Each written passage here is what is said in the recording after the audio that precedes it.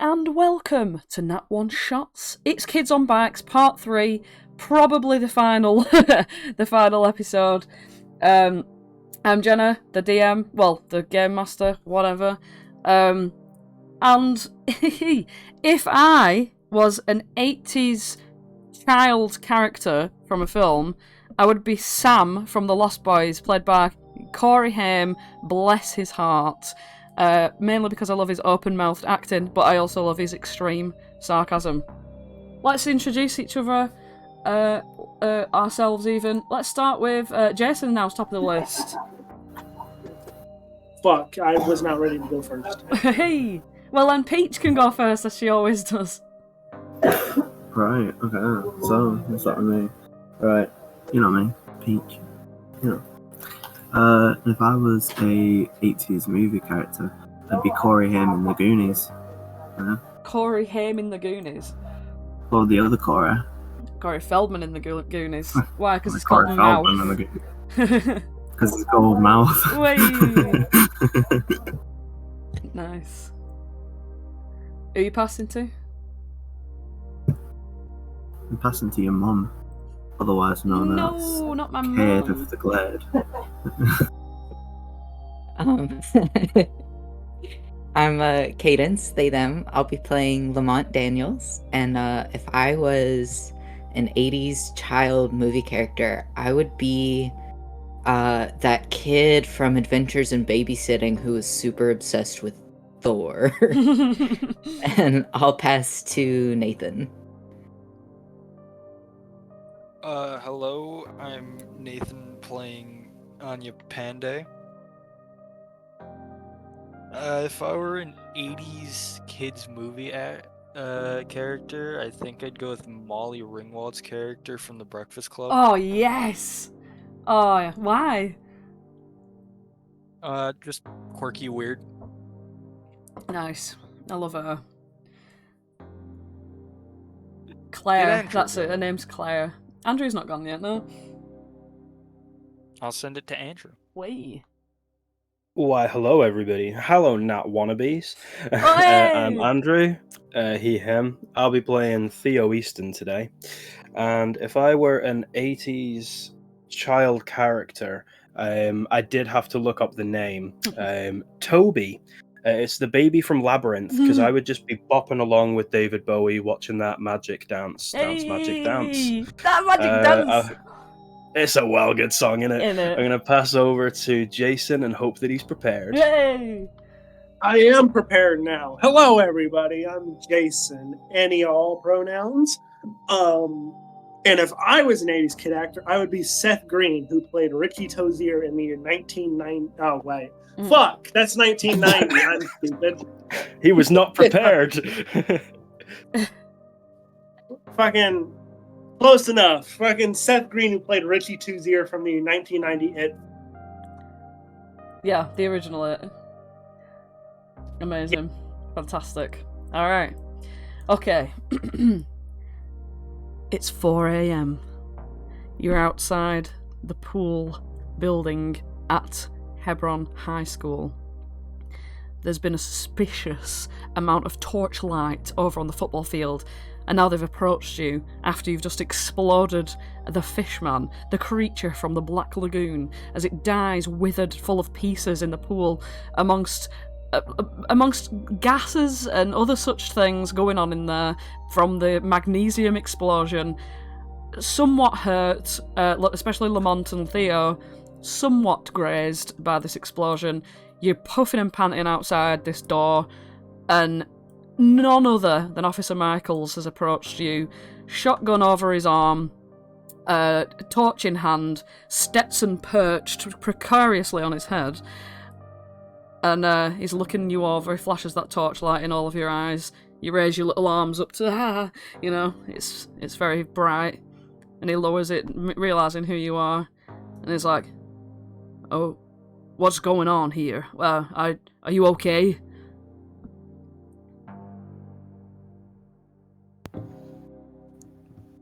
Officer Michaels, yeah.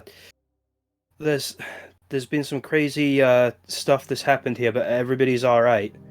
I think Theo's gonna look around at everybody, kind of getting them onto the same track that he's on. I think the town's gonna be okay now. There's a bit of a mess in the pool room though. And he kind of steps aside, letting Officer Michaels see what's behind him. He gives you a suspicious he gives you a suspicious look as he sort of like sidles past the group through into the door, shining his light, reflecting off the sort of the tiles of the walls and things, and it's all like the fucking sprinklers are going off now, even though it's a fucking shower room and shit, you know what I mean? He like walks in there, the sprinklers all batting against his hat. He shines a torch in and he comes out. He like puts his finger like to his temple just to be like, takes a cigarette out, lights it, and he's like, well, that certainly wasn't no hairy beast. No, I took care of that, Officer Michaels. In fact, and as they say this, Xian holds out her arm and shows the ragged wound that the Wolfman inflicted on them earlier.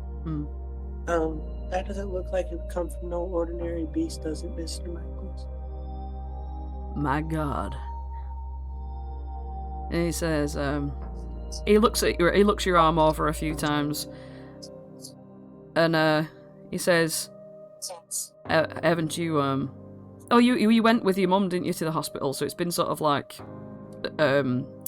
bandaged up since then, and like stitched and stuff. So there would be like a sort of gauze on it and things like that. Yeah, if you remember when we were in the house with the mom, I forget whose mom it was. It was Lamont's mom, and in order to help lower the difficulty rating or whatever, Xian pulled her gauze off to show the wound. Yeah, okay. Yeah, because since then, Lamont's dad took you home, and then your mum took you to the hospital, right? So, it would have. It's just that it would be moderately patched up by now. So he's still giving it a look over anyway, and looking quite concerned. And he looks at you all, sort of a little bit taken aback, and he says, "Well, why don't you leave matters like this to me? You know, it is my responsibility after all." And he looks over at Theo. There's like a nod to him. We had to do something. It people could have died. It hurt Theo's mom. You're not wrong about that, young man. And you putting yourself in danger is not exactly going to lower the risk. Well, it's taken care of now, isn't that what's important? The risk is technically being lowered 100%. I would like a snap charm from Lamont. The DC will be 12. Lamont. Oh. He says, he like sighs so much, and then he goes, "You know what, actually, I'm kind of relieved. I've never really been in a situation like this. It's usually just petty theft and, you know, people trying to rob the gas station and stuff like that. And if it's alright with you, do you mind if I stick around? Well, I'm just going to stick around, and I don't want it in the reports that you guys were here. Oh, don't worry. We prefer to remain anonymous anyway. Yeah, that's for the best.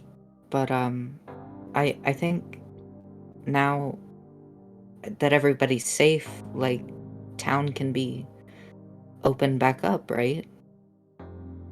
He's like, he looks like, oh, fuck, kind of thing. And he's like, oh, he's like, now I have to radio out to all the stations again. And he's just like, it looks really pissed off. Like, he's like happy that it's sorted, but like, he also looks like, fuck, I've got more like admin to do, and he's probably not going to get any sleep tonight. So he's like pinching his nose and like rubbing his eyes, and you can see he's really, really tired of the fact that he's been out scouting for this beast. And he says, I got my car in the lot. Would you like me to? I think I should take y'all home. And if everything's opening up tomorrow, you're gonna have to go to school. I mean, if people are gonna be concerned and wondering what's going on if you're all bunking off at the same time.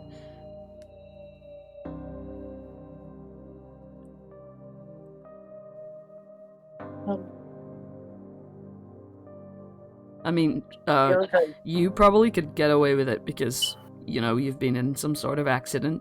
Maybe you could stay home. He's saying that to Xian. But the rest of you, I think we're gonna have to try and keep this on the down low. We don't want to scare everybody. They'll wake up to great news in the morning of the fact that it's been, you know, it was just an animal on the loose. And he looks really concerned when he says this because it's obviously just not. Like, it's a fucking weird monster. But I'll get this pool house locked down and I'll let him know. I'll let him know it's resolved.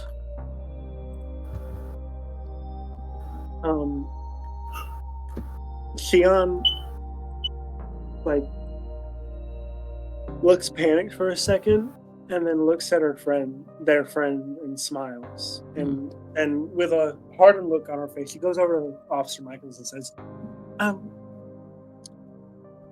I'd rather not go home, sir. Well, you're gonna have to. It's 4 o'clock in the morning.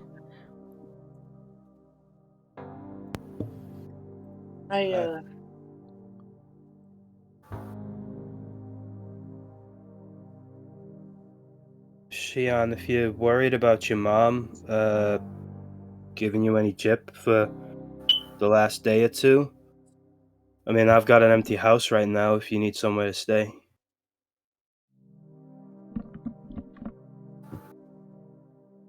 That be okay with you, Mr. Michaels? He looks at Theo and he says, "Son, can I speak to you a second?" And he's just gonna sort of like walk down the gravelly path, like crunching his little feet along, as he presumes you'll follow him. It takes you sort of... Yeah, I'm gonna give a bit of a side glance to everyone and then walk off after Michaels. He says, I know you're mad about what happened to your mom, and I get it. You know, you're the leader of this little gang. But I just want you to know that it might be a heroic thing to do, to, well, do whatever you did to that thing in there. But I just want to know, do you know anything that maybe I don't? Because, you know, I hate to admit it, I had to take a bit of advice from a kid. Doesn't look good. Officer, I suppose maybe there are a few things I know that you don't. I know what that thing looked like before it got blown apart. What is that? Did you see it before it, you know? It's like, imagine, Cass was always saying about like some Russian experiments and stuff, so you heard the rumors about that going around. Now imagine if they took a man and a fish and somehow made those one thing. And I don't think this is actually from some Russian scientist or something, but that's the closest I can approximate to what it looks like. It's just some... I mean, if I was looking from afar, I could just say it's a guy in a party costume or something, but you can see from in there all of that, all of the chunks of fish. He says, alright, so why am I getting reports of a hairy beast man? I mean, several people at the park yesterday saw a hairy man who looks like some sort of bear. Well, It doesn't really add up, does it? you see, officer, when people get scared and they see something running fast, and trust me, this thing was fast, maybe they think they saw certain things that they didn't see. I mean, that's the main thing you heard was this animal was fast, right? So if something's going that speed, you're not going to be able to get a clear image of what it looks like. Snap charm 12. Oh, I need an explosion.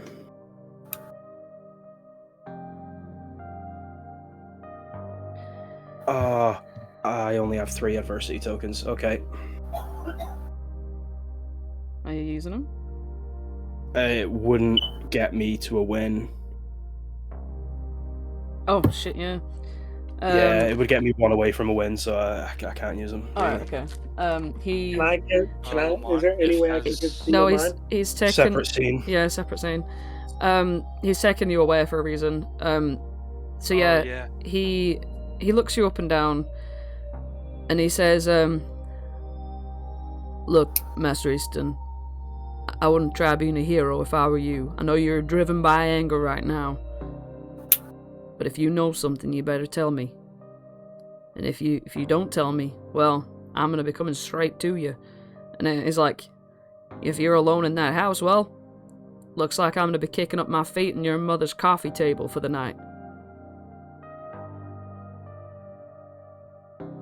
You don't have to do that, Officer Michaels.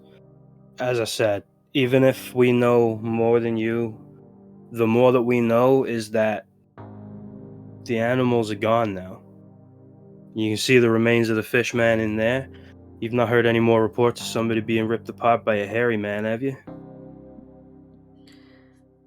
He clearly doesn't believe you. He turns around to everybody and he says, "Alright, get in the car," to everybody. "You're gonna have to squeeze in a little at the back. Theo, I want you up front." Yes, officer. he squeezes you all in to the back of his car. What have we got? Juniper's just fucking there as well. Like, Juniper's just, like, standing around next to Cass. And he doesn't really, like, pay much attention to who she is, because he just, like, thinks she's part of the squad.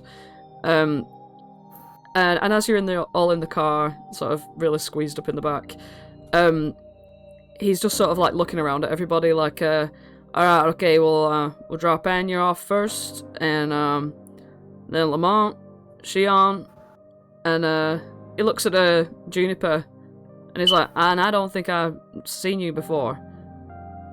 And Juniper's just like, "Oh, I'm Anya's cousin."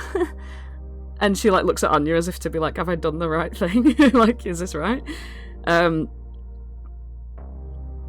he just nods and drives to Anya's house. Anya, your house is in, like, absolute silence. It's dark. The sun is cresting on the horizon as, like, the morning light starts to shine on your house. And was your lie that you were staying at Lamont's house? How did you...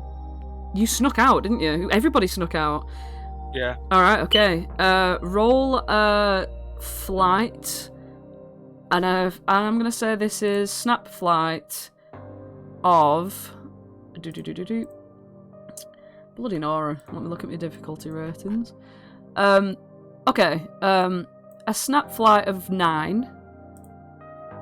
To sneak back into your own house, because he just, like, drops you off on the street, you know. He knows that you're home. Is this all of us? It's just dropping Anya off right now, just to sort of... We're going to just do it in order of who can sneak back into their houses. So snap flight of 9. Anya first. Please explode twice. Damn it. Alright, okay. How would you like to try and sneak into your house? Probably just go through the front door. Mm-hmm. As soon as you walk in, your mum is, like, up already, like, making fucking, like, prepping the breakfast and stuff. Like, she wakes up early to get started on the house and shit before she, like, starts her cooking for her chef stuff. and she hears the door go.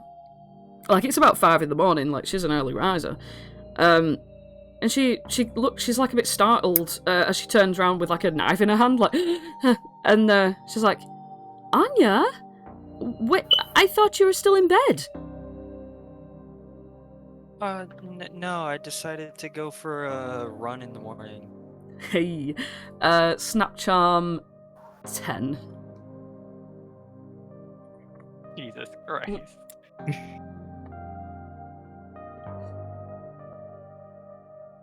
She puts the knife. She puts the knife down, and she's like, I can't believe you.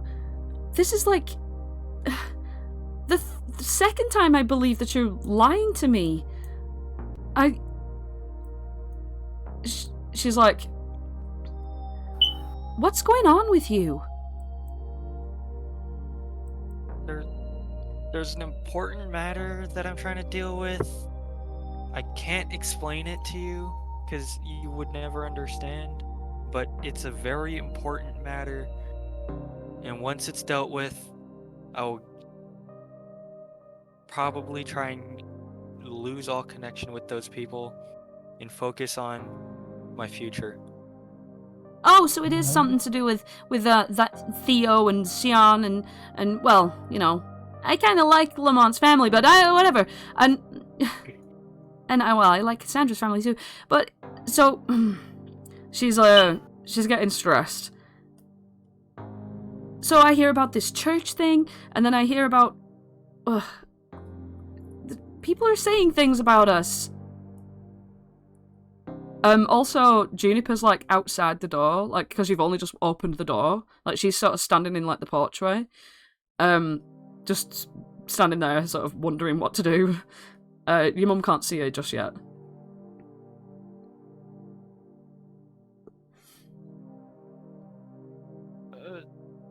It's not the best situation, but it's something that just needs to be done. I can't explain it though.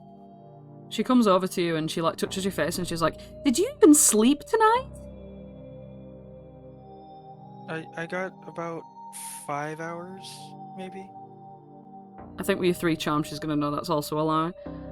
I mean, yeah, no, you probably did get a bit of sleep before you. Okay, yeah, okay. She's like peeping your eyelids down, you know, like sort of like looking into your eyes and stuff. Just you get the impression that she's kind of checking if you've like done some drugs or something. And she's like feeling your head and everything. And I guess with like the stress of the night and the running and the explosions and stuff like that, you don't look perfect. Like you look a bit like sort of raggedy in places, like your hair's not perfect. And she's like, "That's it. You're staying off from school tomorrow. And I'll have no ifs or buts about it." And she pushes you in and like closes the door behind her and puts it on the latch. Juniper's just like standing outside, but by then fucking Officer Michaels has driven away.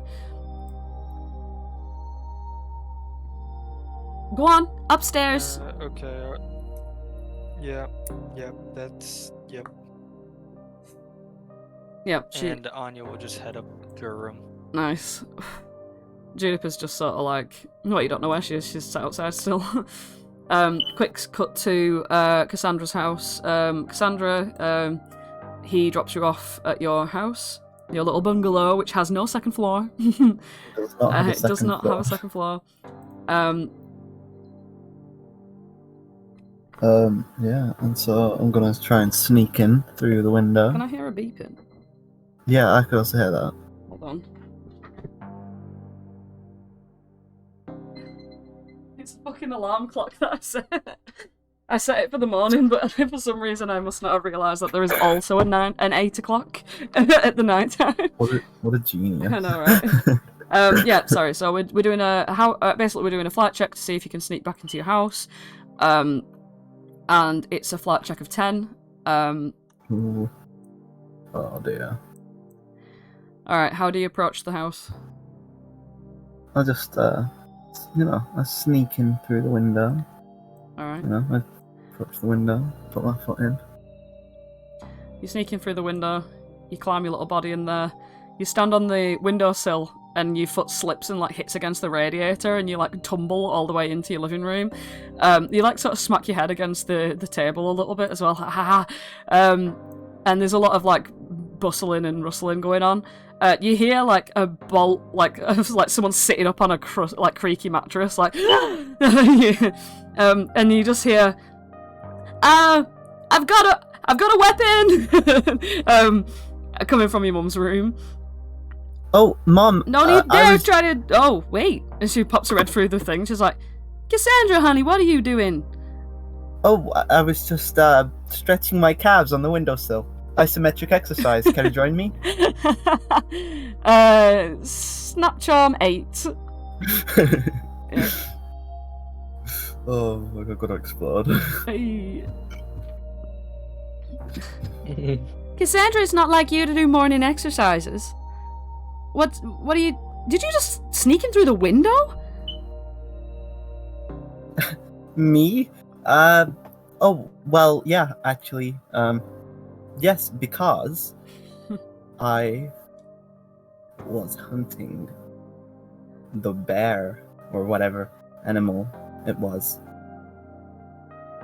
What am I gonna do with you? You scared me half to death! She's like put a hand on her heart, like you can see she's visibly like shaken from this, like her hands are wiggling and like her whole body's shivering. Oh, Mom, I'm sorry. I didn't mean to scare you. I could have had a heart attack. You know what my heart's been like recently. Well, I need to do a bit more cardio. Maybe I should do morning exercise, but I mean. She like sits down really, really scared. Like, she's absolutely terrified. Like, you get the impression that she's like less concerned about what you've been getting up to and more like concerned about the fact that you just fucking jumped in through a window and scared the living daylights out of her. She's sort of like just like trying to breathe through her anxiety. I'm gonna sort of sit next to her. I imagine Cassandra knows like breathing exercises because she reads a lot of stuff. So she's probably gonna try and like do breathing exercises to sort of calm her down. Okay. I'm gonna say that she's upset with you. She's not angry at you. She's not like strict. She's upset that you've caused her this sort of scare. But she does eventually calm down with your sort of, you know, loving touch and all that lot. But you can see as she's breathing, she's looking at you with these like confused eyes. These sort of like these eyes that think that you're being sort of deceitful with her and not trusting her, and the fact that you came in through the window and stuff like that. Like there's just a bit of a disconnect going on there. Like she's not feeling the help in like a loving connection way as much as you would hope. It's more of a disconnect, if that makes sense. Yeah. Off to Lamont's. Lamont, you rock up at your house in the car. Make a flight 12. It's 12, isn't it, that I've been given? Flight 12s. Snap flight 12s. It's flight 10. Oh, sorry, yeah, snap flight 10. It's still in the same bracket, but yeah. Oh, right, okay. Jesus, everyone's failing this. How do you approach the house? I think Lamont is climbing up like a little trellis to get into his bedroom window. Okay. You manage to get in to your bedroom window, but your shoe sort of like gets stuck in the like little holes of the trellis, and as you're like trying to push down and like push yourself like through the window, you can feel it sort of cracking away from the actual wall of the house itself. And as you like take one final push, the trellis breaks and like falls like slowly, like timbers off the side of the house, and crashes into like your dad's favorite bushes. Like it all like collapses in pieces at the bottom. You just sort of like peer out down, and it's just a whole mess. But you do get in without actually disturbing anyone. Like, no one hears it. It's just that you've caused destruction. But you're in your room. Like, I imagine it's like the front right window at the top.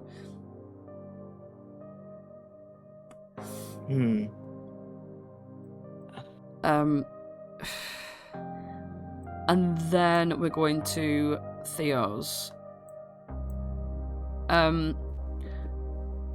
He pulls up outside Theo's and he like literally unbuckles his belt, like turns around to Theo and is like, "Well, it's time for me to, put my feet up on your mom's coffee table, like I said. You got, another room for Xian?" Xian, you can sleep in my mom's bed tonight if you want. Should be clean. Sunday's usually laundry day. Although she might not have got to that before. And he just kind of stares for a second. Mm-hmm. Anyway, yeah, you can have my mom's bed. She's not using it tonight. Officer Michaels, if you are going to be staying in the living room, I mean, you can put your feet up on the coffee table if you want, but you know my mom, and your shotgun ain't going to be any match for her. But as long as I have access to a phone, he just walks into the house like he owns the place. Like looks around and stuff. Spots the wall phone, like the sort of kitchen breakfast bar area, like the island bit. And he's like, he just pulls up a little stool and he's like, "I guess I'm gonna be here for a while." And he starts like pressing buttons and dialing up like different radios, news stations and things like that. So he's Theo, yeah, go on. Sorry. No. As Theo like enters and walks after him, his shoulders are kind of like slumped. He's kind of accepted all of it's just happening. Officer Michaels is stationed there tonight, but he's also walking in like he owns the place because he doesn't, but he kind of does. And he just confidently kind of goes up to where Officer Michaels is,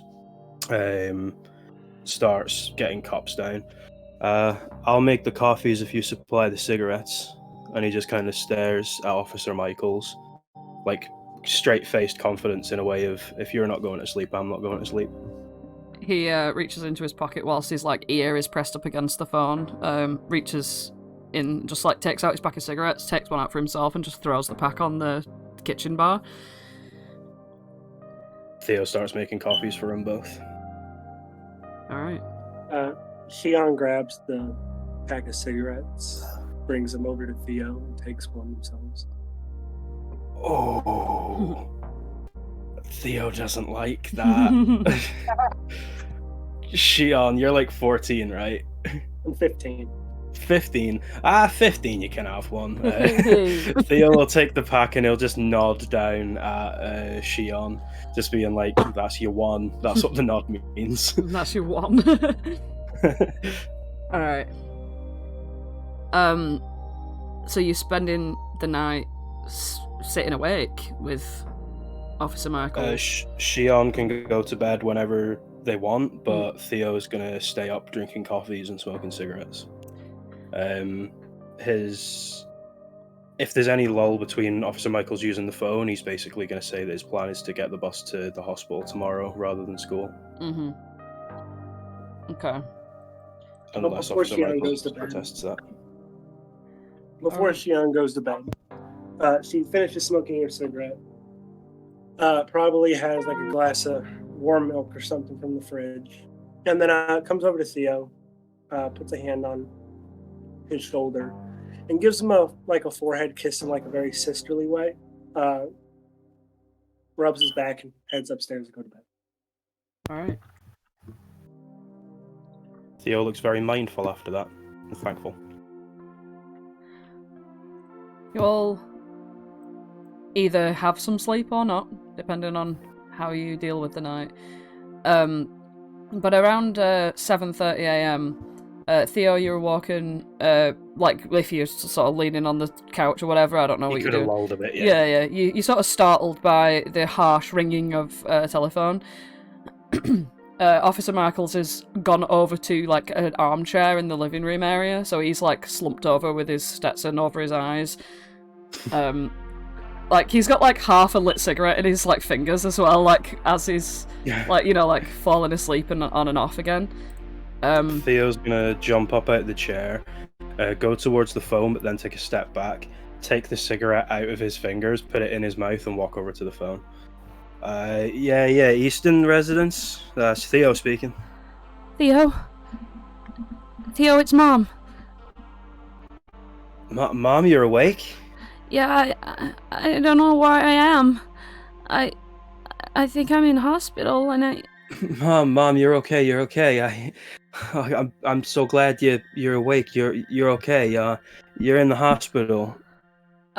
So something bad's been happening in the town, but it's okay now, Mom. You're gonna be okay. There's a nurse here saying that I need to lay down and my head hurts so bad. Are you okay? Hey, Mom, just do what the nurse says. If you gotta lie down, you gotta lie down. You don't worry about me. Everyone back here, we're all okay. I'm fine.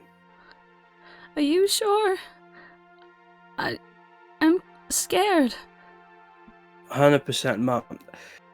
If you could see me now, I'm in the most safe position. I got Officer Michaels like 2 feet away. There's nothing you need to worry about with me, and you're gonna be just fine. Officer Michaels is with you? What? In our house right now? Why? Yeah. He came around to just. Well, yesterday I was trying to find out what happened to you, so Officer Michaels came to find me to let me know where you were. And he was the one that took me up to the hospital. And I know you didn't know I was there, but I was there, Mom. Oh, and you saw me like this. Hey, I didn't know where you were for like a whole day. I was just so glad to see you. I need to get out of here. I need to come home. Mom, don't. If the nurses are saying to lie down, then that's what you need to do. You don't need to worry about anything that's happening down over here. We're all fine. You just say, Miss Easton, we've told you. Come on now. We listen, and like you hear someone pick up the phone and say, "Hello. We're really sorry. We're trying our best to take care of Mrs. Easton. Who is this?" This is her son. Do you need me to come up and talk to her? Yeah. It would be best for her to have a visit today. She's been really confused. I don't think she remembers much about what happened, so she just needs rest, and she keeps panicking and worrying. We're trying to keep her calm, but we're gonna give you a call later, but I guess she got to the phone first. That's my mom. You're not gonna be able to stop her. Maybe I'll be able to. I'm gonna come up there as soon as I can. I'll try and get a lift from Officer Michaels, but if not, I'll be on the bus. So I'll be there later this morning. You just say, "Let me speak to my son." All right, okay. Theo, I love you. Okay, don't be getting into any trouble. I promise, I'm not gonna be in any trouble, Mom. I love you too. You just hear some like sort of scrambling around on the phone, and like, "Come on, Mrs. Easton," and then just like the phone like goes off. But just before that, she's like, "Bye," and then puts the phone down. He kind of holds the receiver in his hand for a second before slowly putting it back on the wall, and then kind of paces around with Officer Michael still lightly snoring under his Stetson. He's just gonna put the coffee pot on and make 2 fresh cups of coffee. One for him, one to wake Officer Michaels up with. As you're doing that, you see a drowsy Xian kind of walk into the kitchen, and they look at you and they say, "Is everything okay, Theo? I heard talking. I heard something about your mom." Theo blinks and wipes a tear out of his eye, trying not to let Xian see it. Yeah, everything's fine. That was just the hospital. She's up and moving. There ain't nothing that's gonna keep my mom down. I'm still gonna go up and see her today though, just to make sure everything's going fine. As you're saying this, Xian kind of goes over gingerly and starts grabbing milk and sugar and stuff and anything you would make to use a coffee. And as she's talking, and the next thing that she says to you, her voice is a bit different, more relaxed sounding, not as light and wispy as it normally is. And she says, I just wanted you to know that I'm glad you and your mom have a good relationship. Yeah, I am too. I'd be lost without my mom ever since my dad walked out. How are things going with you and your mom? Xian gives a little chuckle. And she says, I don't know what to do. I love my dad. It's so hard being around my mother. Does your dad feel the same way? I don't know. I act like I always have the answers, but I don't. You don't need to have the answer to every single thing, you know. I mean, you got enough answers floating around in there for 10,000 questions, but you don't need to answer everything. If you need a bit more time to sit on something, I mean, I don't know how long my mom's going to be in the hospital for, but you can always stay here if it's a bit easier for you.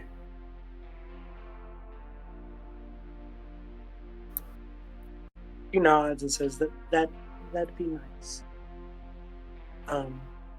She takes a cup of coffee and goes and sits in the living room and starts sipping on it. Theo's gonna walk over with the other 2 cups of coffee. Anyway, it's time to wake this big bastard up. Although, I'm gonna place the coffee down like gingerly, and then go over to Officer Michael's shotgun that he sat down, kind of lift it up and like stroke it a little bit in my hands, and then just kind of hold it up to my eye as if I'm aiming it, and then realize it's a shotgun, not a rifle, and then hold it further down. Yeah, I'd be fucked with this anyway, and I put it down, and then I go and wake Officer Michaels up. As soon as you like touch him on his shoulder, he just like jostles, and he's like, like he's been having the worst dream of his life, and he looks at you bleary eyed, and he's like, what time is it? he coughs horribly, and he's got really bad breath, and he like stands up, and he's like straightening out his uniform, and he's like, oh shit, I need to go lock down the pool area. I can't give you a lift. We can't be seen together. He like takes some of his like coffee, just like sups it really fast, and he like burns himself a bit. He's like spills it down his shirt and like fucks off out the house into his car. Meanwhile, bye, officer. Meanwhile, Lamont, you're sort of snoozing in bed a little bit. You could. Yeah, it's kind of like you would be a bit like on and off sleeping anyway, sort of thing. And you can just hear, what the fuck? Come out of your window. And you can hear like, whoa, was there like a hurricane in the night? And I don't know. He like looks, he's like, you can see him like looking, if you could have peeped down at him, but he's looking up. Anyway, even if it's not your perspective, this is the scene. He like looks up the trellis, sort of like where it was, and up to your sort of like semi-open window. He has a bit of a confused face for a second, and you just hear this very small, like sort of quiet conversation coming from outside, as your mum's sort of like getting ready to leave for work and things like that. And you just hear you're definitely gonna come tonight, right? And she's like, yeah, I'll get off early, I promise. And you just hear like a little bit of your mum and dad having a conversation, but then he comes back into the house. And You hear him shout up the stairs, Sam, Lamont, it's time for school.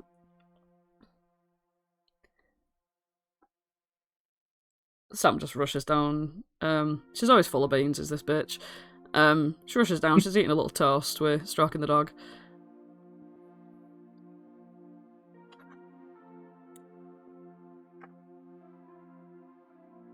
So are you excited about your concert? Yeah, I'm kind of nervous, but, you know, I always get like this. It's just a bit of, you know, performer's nerves, that's all. I'm glad I'm not on first, though. Jeez, that'll be, you know, that'll be scary. You're gonna do amazing, you always do. I hope so. I mean, you know that, your friend's mom's coming? Anya's mom? I actually think that Mr. Pandey's on his way to see us too, which is a kind of a great privilege considering how busy he is all the time. He like looks really nervous at this. Like you can tell that, like, you know that given history of like families and things like that, you probably think that he has a lot of respect for Anya's dad. He's a very business-minded, very focused, logical person, and any judgment from him would be like, you know, if it's positive criticism, then it's good, you know, so he's excited about the prospect of Anya's dad being there as well. Oh. Yeah, maybe her cousin will be there too, because, you know, it's like a little event while she's here. Oh yeah, I don't know. I'm not sure when she's going back, but maybe. That must be pretty exciting though. I know Anya's parents stay pretty busy. He's like eating his cereal, and he's like, did you hear anything last night? I thought that I heard like a loud sort of bang in the middle of the night, but I was like half asleep, so I don't really know why. Snapdown 6. I'll take half. Yeah, actually, no, it's not Snap because. No. I'll actually take that it's not Snap because you would have been thinking about it anyway because it happened last night, so it's not sudden. So yeah, you'll take half on that. So he just nods and eats his cereal. He's like, oh, maybe it was something to do with that, you know, wolf or whatever it was. I don't know. Why? What happened? Well, I heard, you know, Officer Michael's saying everything's, you know, we've got to stay indoors and stuff. He's not like got the news.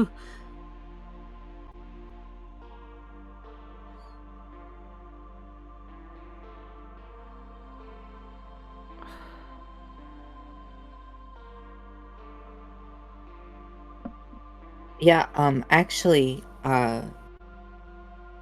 if it's okay, there's sort of like this party that I got invited to, after school at the bowling alley. It's gonna be really safe though. Like, I was gonna bring Cass. Everybody's gonna be there, so it's really gonna be like a safety in numbers thing. It's, Melody's. You know Melody. Oh. Melody? I didn't know you were interested in Melody. Well, it's just her party. No, I guess. You know, you gotta do what you gotta do. I understand that. He's like referring to being popular.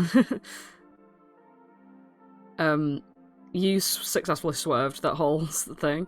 So yeah, he's just sort of nodding and eating his cereal. Nice. Over at Anya's, you wake up to like the radio being like, and it's sort of like, good morning, everybody. It's HCKW, and excellent news this morning. Officer Michaels has just phoned in this morning saying that the bear that was on the loose has been taken care of. Nothing to worry about here. Everyone can go about their business as normal. And up next, we have blah blah blah blah. Something I can't come up with. And music starts playing. That's just like your mum sort of like walk up with the radio downstairs. That's what you hear from downstairs. You hear her sort of clattering around, sort of getting ready. And then you hear, Anya? There's a girl on the lawn. What does she look like? You come downstairs and like look through the front window, what she's staring through as she's opened the curtains. And you see that that Juniper is sort of curled up like a dog on the front lawn. Just like between the bushes that separate the lawn from the sidewalk. So like no one outside would have been able to see her, just your mum opening the curtains. I see. Is this something to If do you with want, what... She looks at you pissed off. Is this something to do with you? That poor girl! She's gonna go out to the door, open it up, and she's gonna like blink. Juniper blinks up like, like sort of shielding her eyes from the morning sun. She looks back at you, Anya, wanting an explanation as she goes to look after her.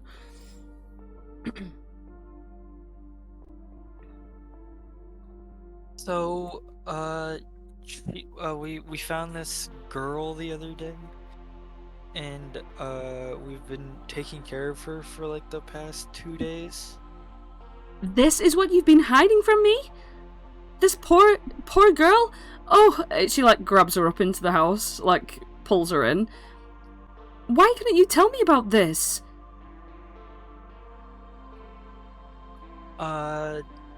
Because of a lot of things. Even if I explained everything to you, it's hard for anyone that wasn't there to understand.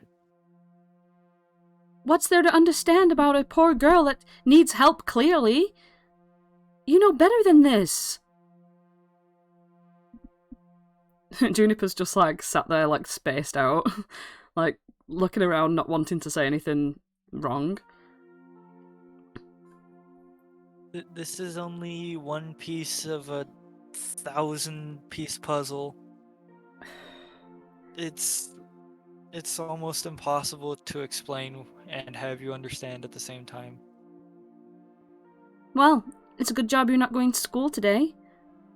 And she sort of like takes Juniper into the kitchen where she's making breakfast. And she's like asking her what kind of food she likes and stuff, and Juniper's just like smiling and pointing at like bacon and eggs and stuff like that. She's like, do you know where she came from? Who are her parents? Can you speak? She like looks at her, and Juniper's like, yeah. And so she's like, who are your parents? And she's like, I don't know. And she just shrugs. She looks like really startled at you.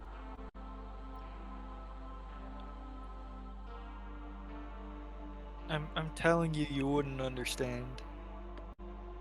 Try me. So you know that house on Poplar Court?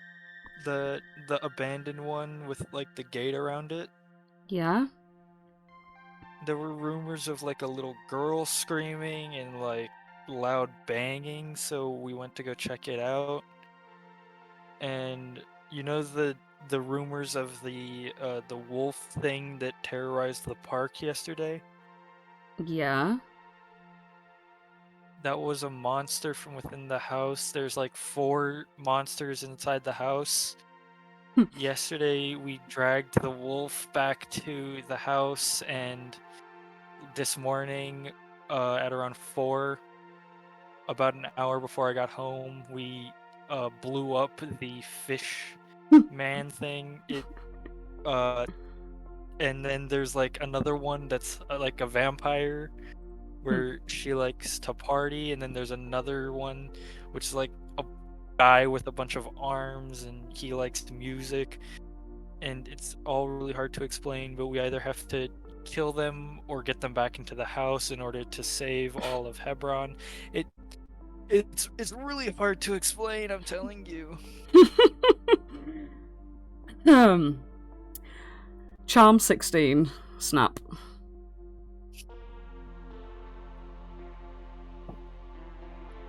Imagine if she believes that. Not one. Understandable. Understandable. I knew it. They've been filling your head with fantasies and illogical. What the? I can't deal with you right now. Get out of here. Get upstairs, and you're not coming out of your room all day. She like sends you away, and you can just hear her. She like slams the kitchen door without any breakfast. She's like, "Oh yeah, are you okay?" You know, to the girl, you can sort of hear her trying to like get through to her in some way. But Juniper sort of like knows what's cracking off here. She's not stupid, you know what I mean? She's not gonna give away too much stuff about what you've been up to. She's just gonna act like a little missing kid that don't know who the parents are, sort of thing. That's what you can vibe you can hear through the door. But essentially, you've been sent to your room, and that's that. Going to Cassandra. You hear the same announcement on the radio. Your mum's just sort of like slowly making her way around the house, sort of like very tired, sort of quite despondent in a way, like something sunk in a little bit to her. Like she's very upset. You can tell. But she's making you a packed lunch anyway. And she just sort of like plops the brown bag, paper bag, just on the side in the kitchen. She don't really say much to you, if anything. Just like, oh, here's your lunch and have a good day at school sort of vibe.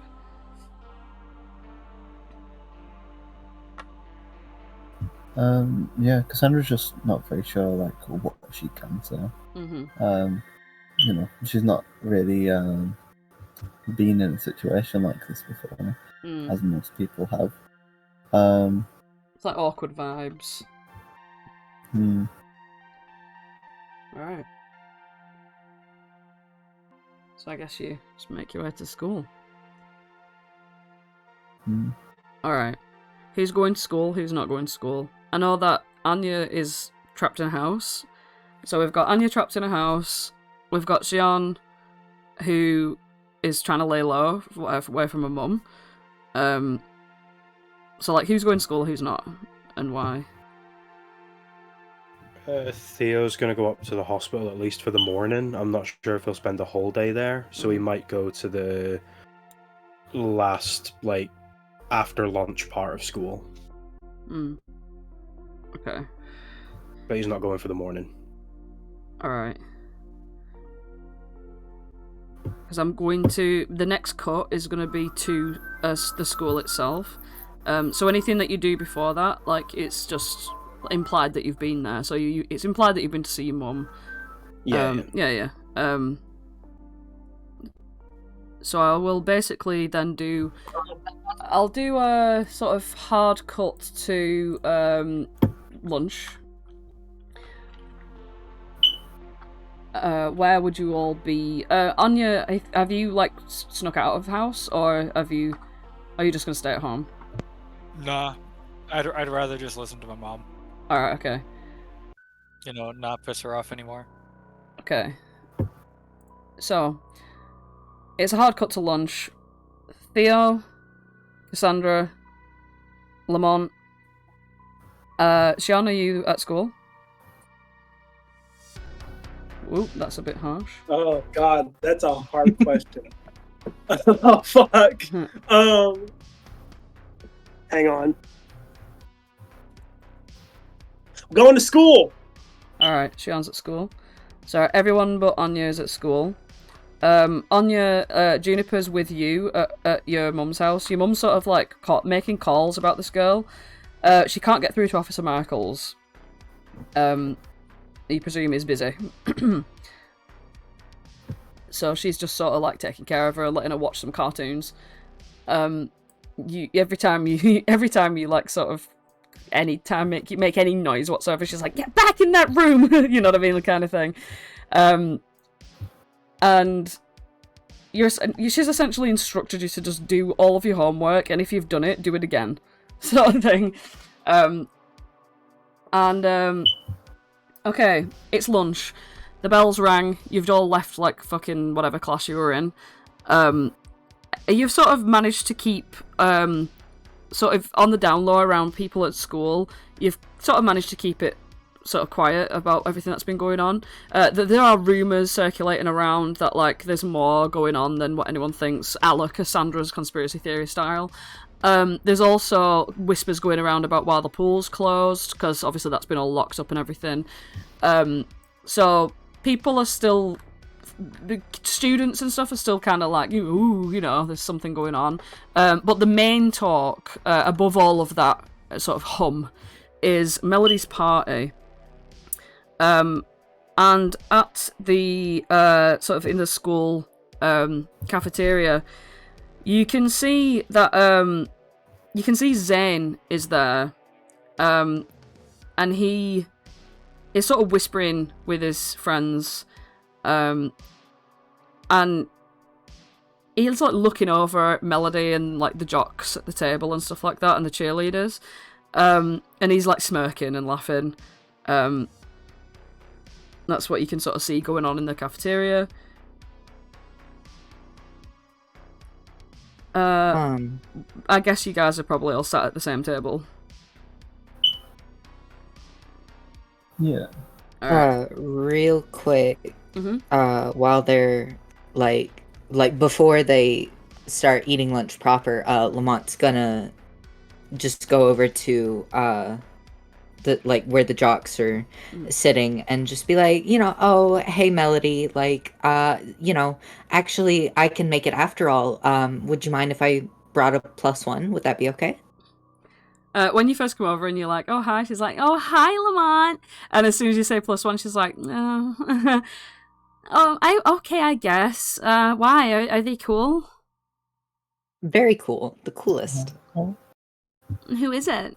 Someone I know, hopefully. It's Cass. Oh. Cass? Really? Yeah.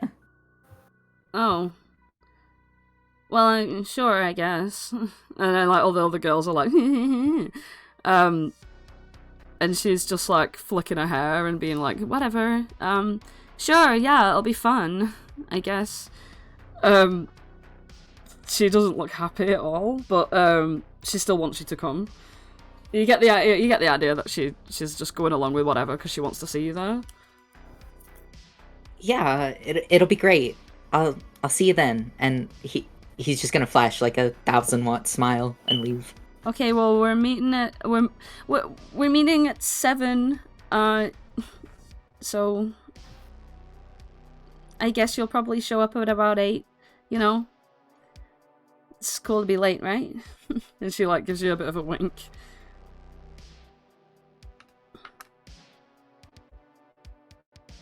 And Lamont heads back over to the lunch table where his friends are.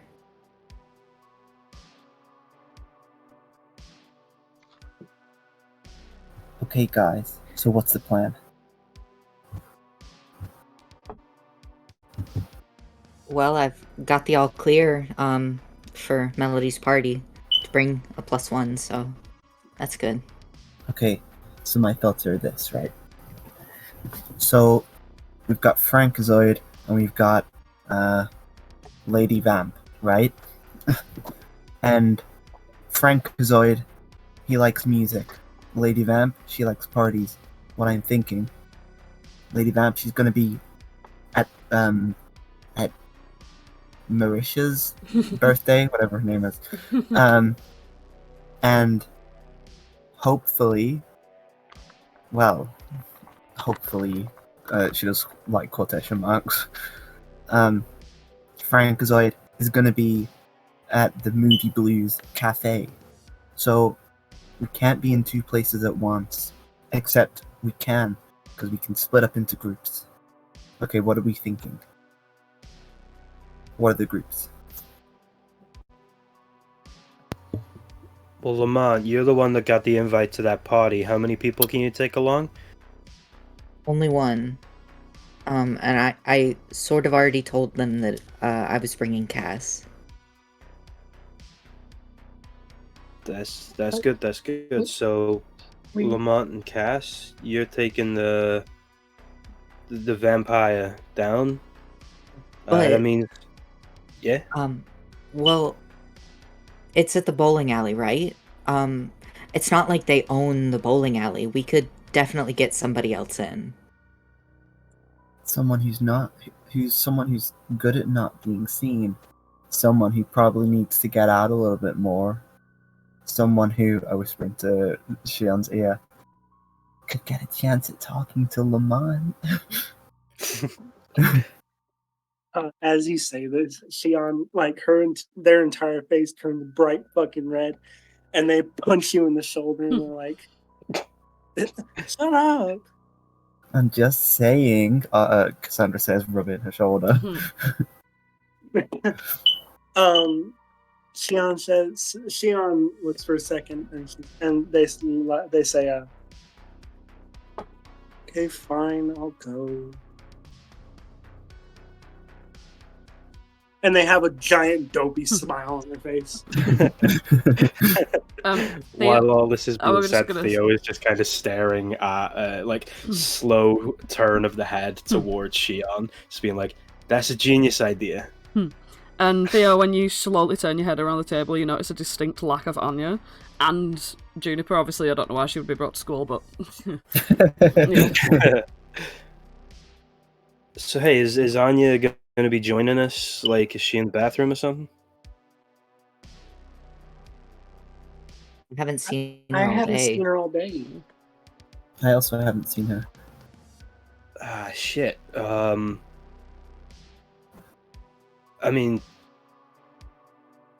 to be fair, all of us should rightfully probably be grounded. I'm guessing that caught up with Anya. Well, my dad told me that her parents are gonna be at the Moody Blues. Maybe we can spring her. Well, we're gonna have to, aren't we? I mean, if you guys take control of the Vampy situation, I'm gonna need some backup taking on the Frankazoid. So we're gonna need June, and I'm gonna need Anya there. Well, I mean, if Anya's parents are going, I mean, Anya must be too, right? There's no way like she would miss up that opportunity. I think we don't have to worry about anything. I think that I mean, after everything that's happened, maybe she got found out for sneaking out, so they're not gonna just let her do that again. No, but exactly, Theo. They're not gonna do that again. So if they're both out, well, they can't keep an eye on her, right? They're gonna wanna keep her inside at all times, and you know, they can't see her if they're somewhere and she's not. So I mean, we might not even need to get a message to Anya. They might just take her to the Moody Blues. That's what I'm thinking. That's what I'm hoping Smart, anyway. smart. And you'll need to get Juniper before you before you go there. Well, Juniper's with Anya, right? She got out of the car at the same time. Oh yeah. Well, I suppose it's all settled then. Me, Lamont, and Xian will all go to the bowling alley. You, Anya, and Juniper. You go to the Moody Blues Cafe. And rustle ourselves up a Frankenstein. And a Lady Vamp. I think we should have a way of communicating with each other just in case one of us starts to go south, you know? I should have some old walkie-talkies back at my house. I can maybe try and look those out. Give one to you guys, me keep one. That's a great idea. And I also kind of think Juniper said that the vampire, she can do something with her eyes, so maybe we get some sunglasses or something, like mirrored ones. Then she can't see our eyes. That's a genius idea, yeah. If she can do some charmy shit, you don't want to look in directly in the eyes. Right, that's smart. But also, remember the exact wording. Even if we do get the glasses, that might not help. You just don't look her in the eyes at all.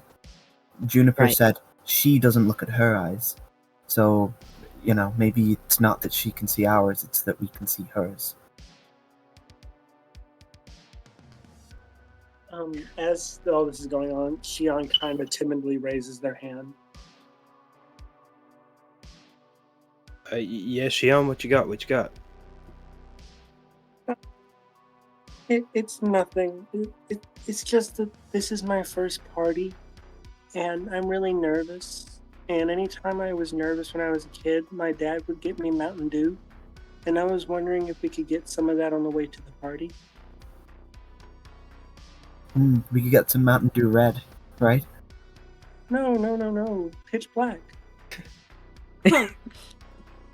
Well, I don't know about that. Red is my favorite color. I don't know if it's been invented yet. Fair enough. Regular Mountain Dew's fine. Well, Mountain Dew Red's better. This episode brought to you by Mountain Dew. We are not sponsored by Mountain Dew. However, Mountain Dew, yum yum. You don't show up to a party like empty-handed, do you? So maybe you could grab a case of something to bring. I don't know. Yeah, that's a good idea. We can get like a 6-pack of Mountain Dew or something. And then you look like you're just nice, helpful, polite guests to the party. You're not there to stake out some vampire chick. Right. Which they'd be very suspicious of, I'm sure. I think it would be suspicious if I came in with Lamont and Cass. Well, I don't know. I think, you've seen Mariana, right? I was with Lamont the other day.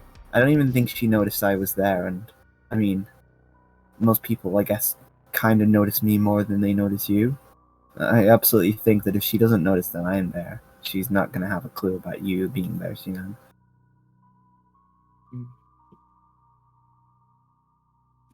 So, Vamp Squad will need the holy water. Anya had the Bible.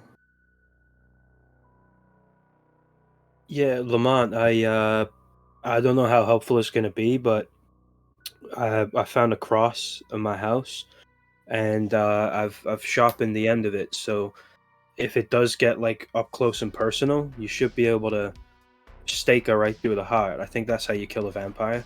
So I can give you that before you go as well. Yeah, that would kill anybody. So I don't see why it wouldn't work. I wouldn't go with it as plan 1 because you need to get quite close, but I'll give you the holy water and the cross and everything I got as soon as school's done. Okay. Maybe, maybe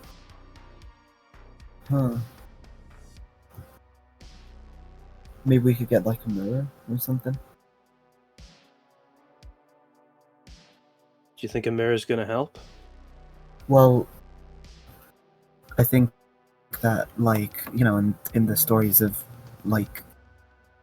that guy who fought Medusa, what was his name? Theseus or something? Perseus.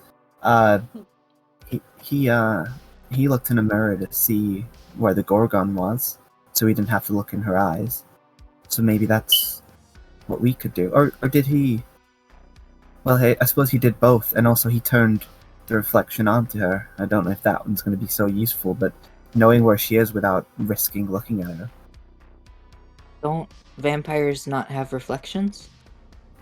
Well, I don't really believe she's a vampire, but another thing is that if she doesn't have a reflection, it fully disproves my theory.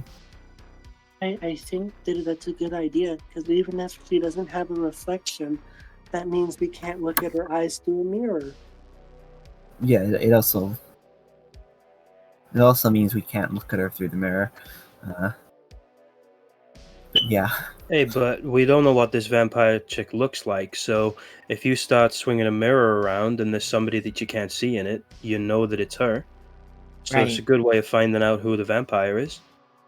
Oh yeah, well, I think she'd stand out quite a bit, being an albino and all, but just in case there's like 3 or 4 albinos at a party.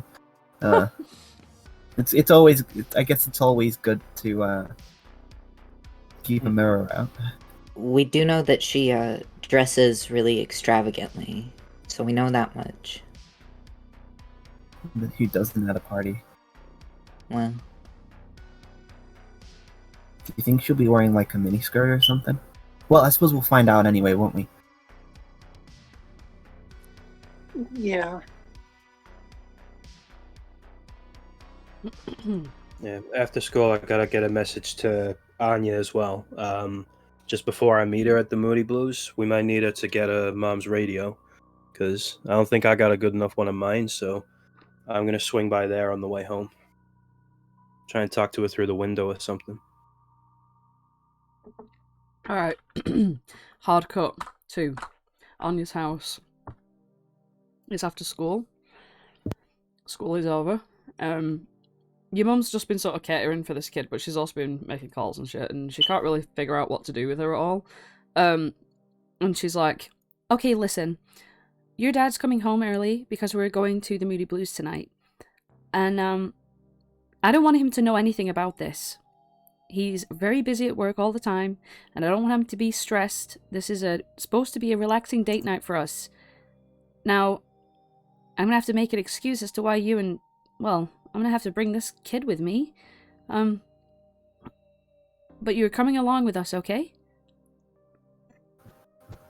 Yeah. No. Alright. I understand. Around about, like, sort of midway through having, like, dinner and stuff before you're getting ready to go, Theo sort of rocks up. Theo's gonna, like, quietly try and go around the house a bit, and look through the window to see if Anya's with her mom. Give us a snap flight for being sneaky. 6. Oh, I need to explode. 1. 1. As your mum's sort of like eating dinner and stuff at the table, you're going around the back of the house, right? Yeah, I'll just go around like the side of the house, probably to where the dining room window is, because I'll spot Anya there, and I'll just kind of walk up, but misjudge where I'm walking and just clunk my nose onto the window. She's like got a fork like mid towards her mouth, and Anya's dad is like back now already, and he's sat down eating too. They've just been having the most boring conversation about work of all time, and Anya's just sat there, sort of trying to not make as much noise as possible. The mum is explained the girl and everything, and he's just not really that bothered. He's half reading a newspaper while she's talking. But as soon as that thunk against the glass appears, they both, like, midway through eating, look up towards the door. And the dad looks at the mum as if the mum should deal with it. And the mum goes, is that Theo Easton at my door? And she, like, gets up and, like, opens up the sort of, like, glass doors to the dining room. Sorry, but Anya is busy today. She's coming with us to well, you don't need to know that, so sorry. Theo's like rubbing his nose. Hi, Mrs. Pandey. If I can just have two seconds of your time. I just wanted to speak with Anya for a second because she wasn't at school today. Is that okay? No, she's not speaking to anyone today. She's saying this a bit lower, like, so that the dad doesn't hear, and the dad's just sort of, like, greedily eating his food. He's, like, kind of half paying attention, but you can tell that he doesn't care, he doesn't want to know, like, you know what I mean? Like, he does his thing. He's very solemn.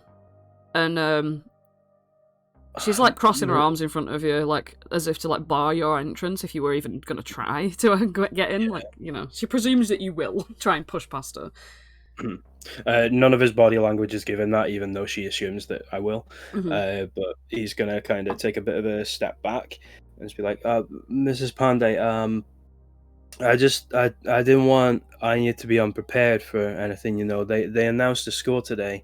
You know, the band, they're gonna be doing some help on the theater production we're doing. They're going to be doing the score for it.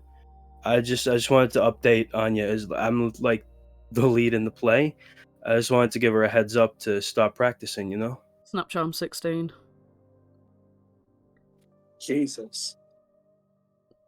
She has had enough of your shit.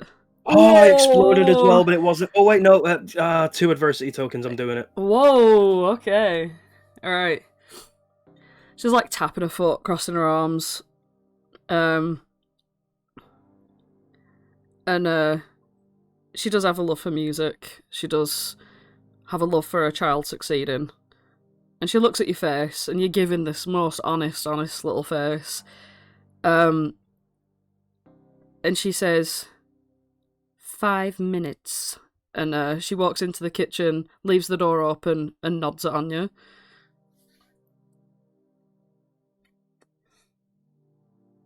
Okay. I'll go. Anya will go over to Theo and be like, hey, what's up? I can't believe that I managed to bullshit that. So everybody at school today made a plan. We've got a vampire crew and we've got a Frankenstein crew. Yo and me, and we're gonna have June as well. Word is that you're already gonna be at the Moody Blues tonight. Your parents are going, yeah? Yeah. They don't know that you guys are going though, so try to keep that on the down low. Yeah. I'll try and hide from him. You don't tell him that. Well, we've lost Lamont because he's going to the party, which means that you are a shining star musician now. Is there any way you reckon you could get your violin to the Moody Blues without your parents being weirded out that you're carrying it? It'd be really freaking hard, but I can definitely try. Theo kind of looks behind Anya to see the two of the parents at the table. Mhm. I could make it a little bit easier if you want. If you got it around, you could give it to me and I could bring it there for you. It's in my room. It would be suspicious if I ran up to my room and came back down with my violin case, you know? Yeah. I'm not really sure if there's an easier way around it, but I mean, we're gonna need some music to lure him away. Unless you can get your mom's radio. How big is it? Is it like... It's kind of like 30 centimeters, like lengthwise, and about like 20 tall. It's like got one speaker on it, and the other side's like got a knob, and the little slidey thing that shows you what channel you're on. It's got like a long antenna, and it's run off like 2 massive like cylindrical batteries, you know, like the big fat ones. I might be able to get the radio. Possibly. It'd be very hard though. I mean, I think you playing the live music is going to be better to get the guy's attention, but failing that, if you can bring the radio along with you, I think that's what we need in order to pull him away from the Moody Blues and away from Lamont's and your parents.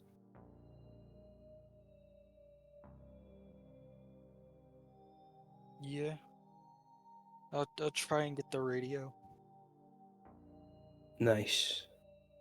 I mean, if you wanted to go to your room and maybe slip the violin out your window, I could maybe try and pick it up on my way to the Moody Blues, if that'd make it easier. I could try throw it out the window. See if you can catch it. That's the only thing I can think of.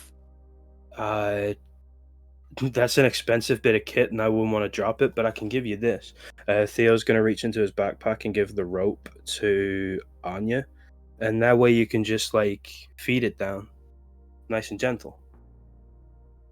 Okay. Yeah. Yeah, sounds like a plan. Hey, real quick before, we run out of time. Mhm. Between the Moody Blues and the bowling alley, there's like an intersection right before Poplar. If you look at the map, we can meet up there if we need to.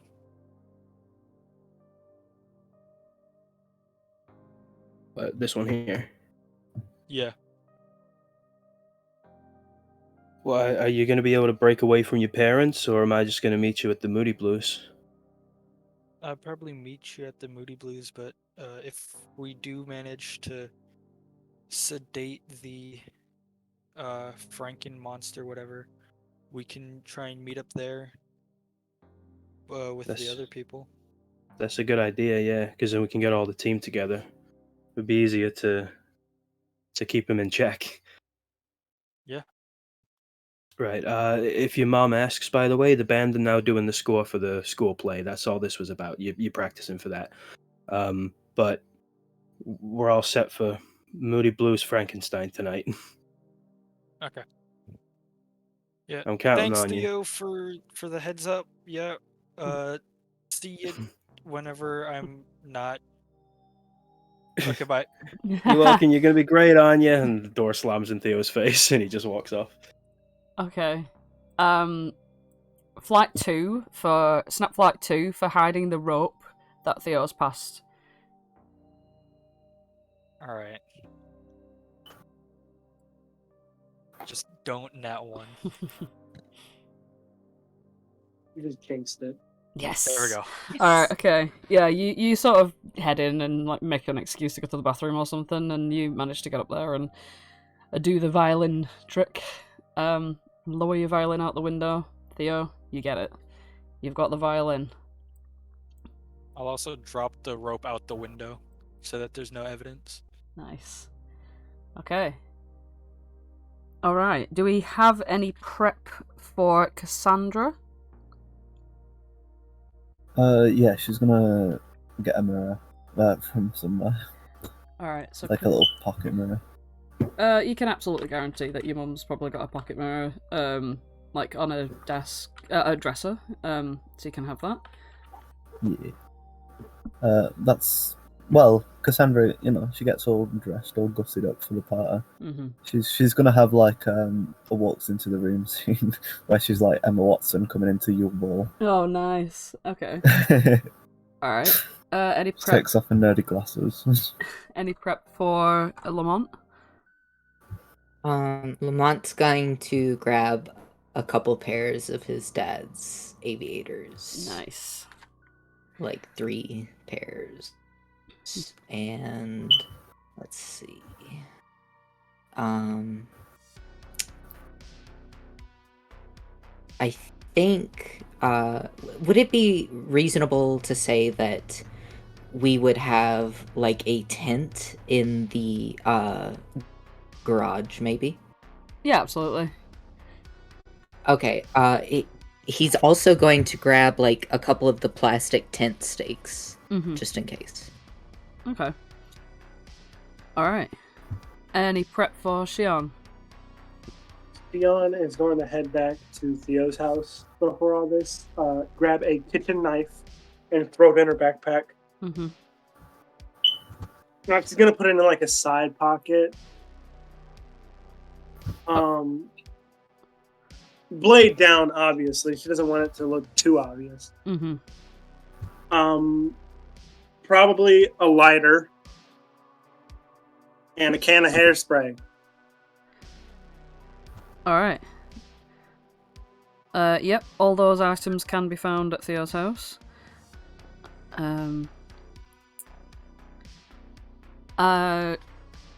Theo, any last minute prep?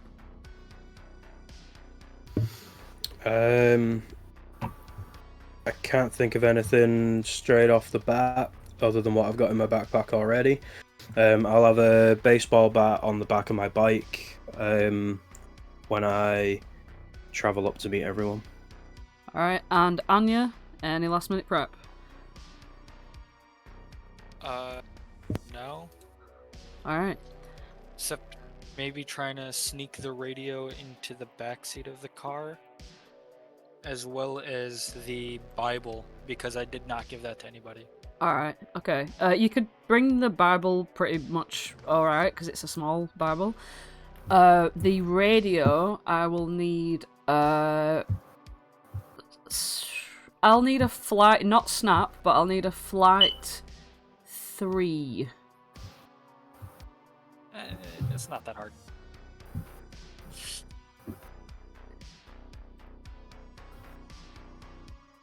Famous last words.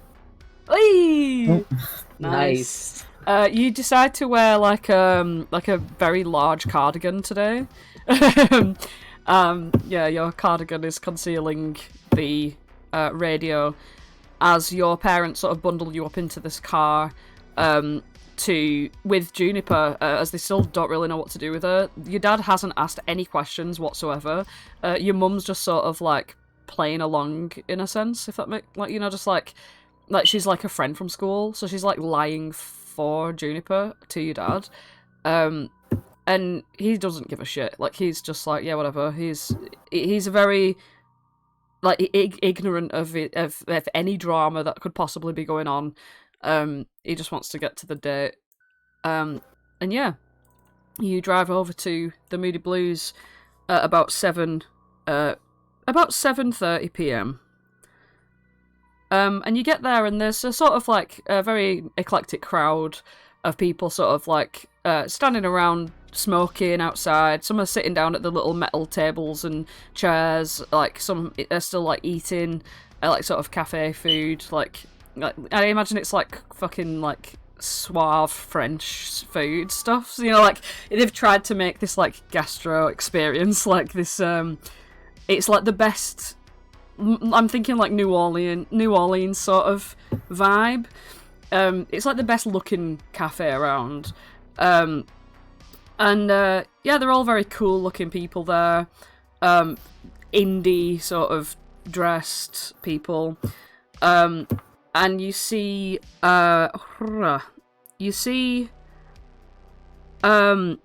dad is there sort of like chatting to some people who know him, and he's like you can tell that he's very like nervous, but also kind of taken aback by the fact that they're all gushing over him a little bit. Like, he's like a sort of local celebrity for his music. You can see Lamont's mum is there, in her work outfit. Like, she hasn't had time to get changed. So she's sort of sitting there in a business suit, sort of listening to everyone nodding along, sort of like talking up her husband, loving it. And it's almost like everyone's sort of like getting ready to like go inside. Like, you can see there's people in the cafe as well, sort of standing around. And the cafe itself has like a sort of corner at the back where the stage is. It's like a corner stage. The space inside is actually rather large. There's a bar on one end and the stage on the other. On the third wall, there would be like doors to go into the bathrooms, and then another door near the bar to go into the kitchen, where all the food's coming from. The servers are extremely like proper, like they're acting like this is some like Michelin star situation. And yeah, it's all very pleasant. Right, so Anya's got there first with Juniper. You've been given a warning off your mum to sit and be quiet, and she leads you to a table sort of near the bar area, sort of farther away from the stage in the corner, sort of the opposite corner of the stage. She sits you down with Juniper, and she says, you know, she just tells you to be quiet and keep yourself to yourself, sort of thing. While she leads your dad around the place, sort of pointing out like the art on the walls and things, and your dad actually looks like he gives a shit for 5 seconds of like actually being interested in this. Who's on Moody Blues squad? Theo is the other one on Anya, Moody Blues. Right. Poplar. Okay, so Theo. How do you approach the cafe? Theo would want to briefly bike up to the others and pass along the holy water, the cross, and a walkie-talkie to them. Mm-hmm. Cassandra's going to set the cross. Yeah, y'all can decide who takes what out of those. He's going to bike on over to the Moody Blues. but he's gonna prop his bike up like at the side of the building and then kind of just walk around the building for a bit rather than going inside. Trying to stay away from any line of sight of the pandas, and just kind of look around for any Frankenstein-looking people. Mm-hmm. I would like you to roll. It seems like flight is like the main thing here. I'd like you to roll a flight 6. Ooh, I need to get a that big one. 3. Okay. Yeah, sorry, John. Yeah, you can have the Mountain Dew. Okay. So you're sort of like creeping around the outside, and Lamont's dad spots you, because he's still outside talking to the people that are out there having cigarettes and things. And he goes, "Oh, hey, have you seen Lamont? I figured he'd be here by now." Hey, Mr. Daniels. Something last minute has come up for Lamont. I'm sure he'll be here before you go on. Maybe, but he's running a bit late. He looks a bit confused. Like, Sam's there as well, but Sam looks bored shitless. Like, she literally looks like she can't be arsed any longer. She's got the dog on a leash as well, like, because obviously that dog is like her dog, you know what I mean? It's like she believes that dog belongs to her. She takes it everywhere she goes. And she's just sort of like playing with it under one of the metal outdoor tables. Just to keep herself occupied, sort of thing. He looks a bit concerned, and he says, I'm just wondering if you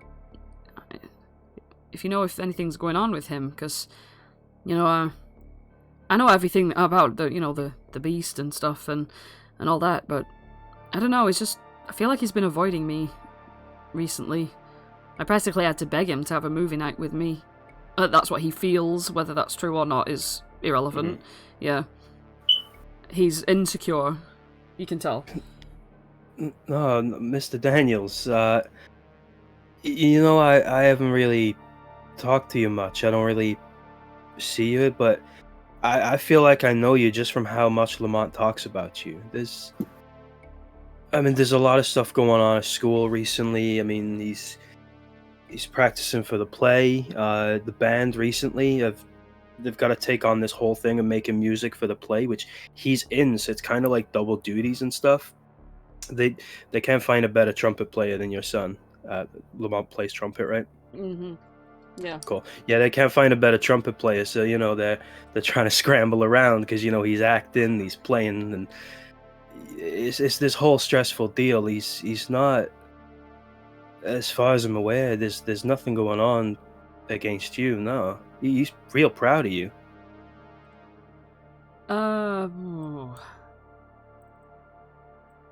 Because you're saying all the right things. Snap Charm 4.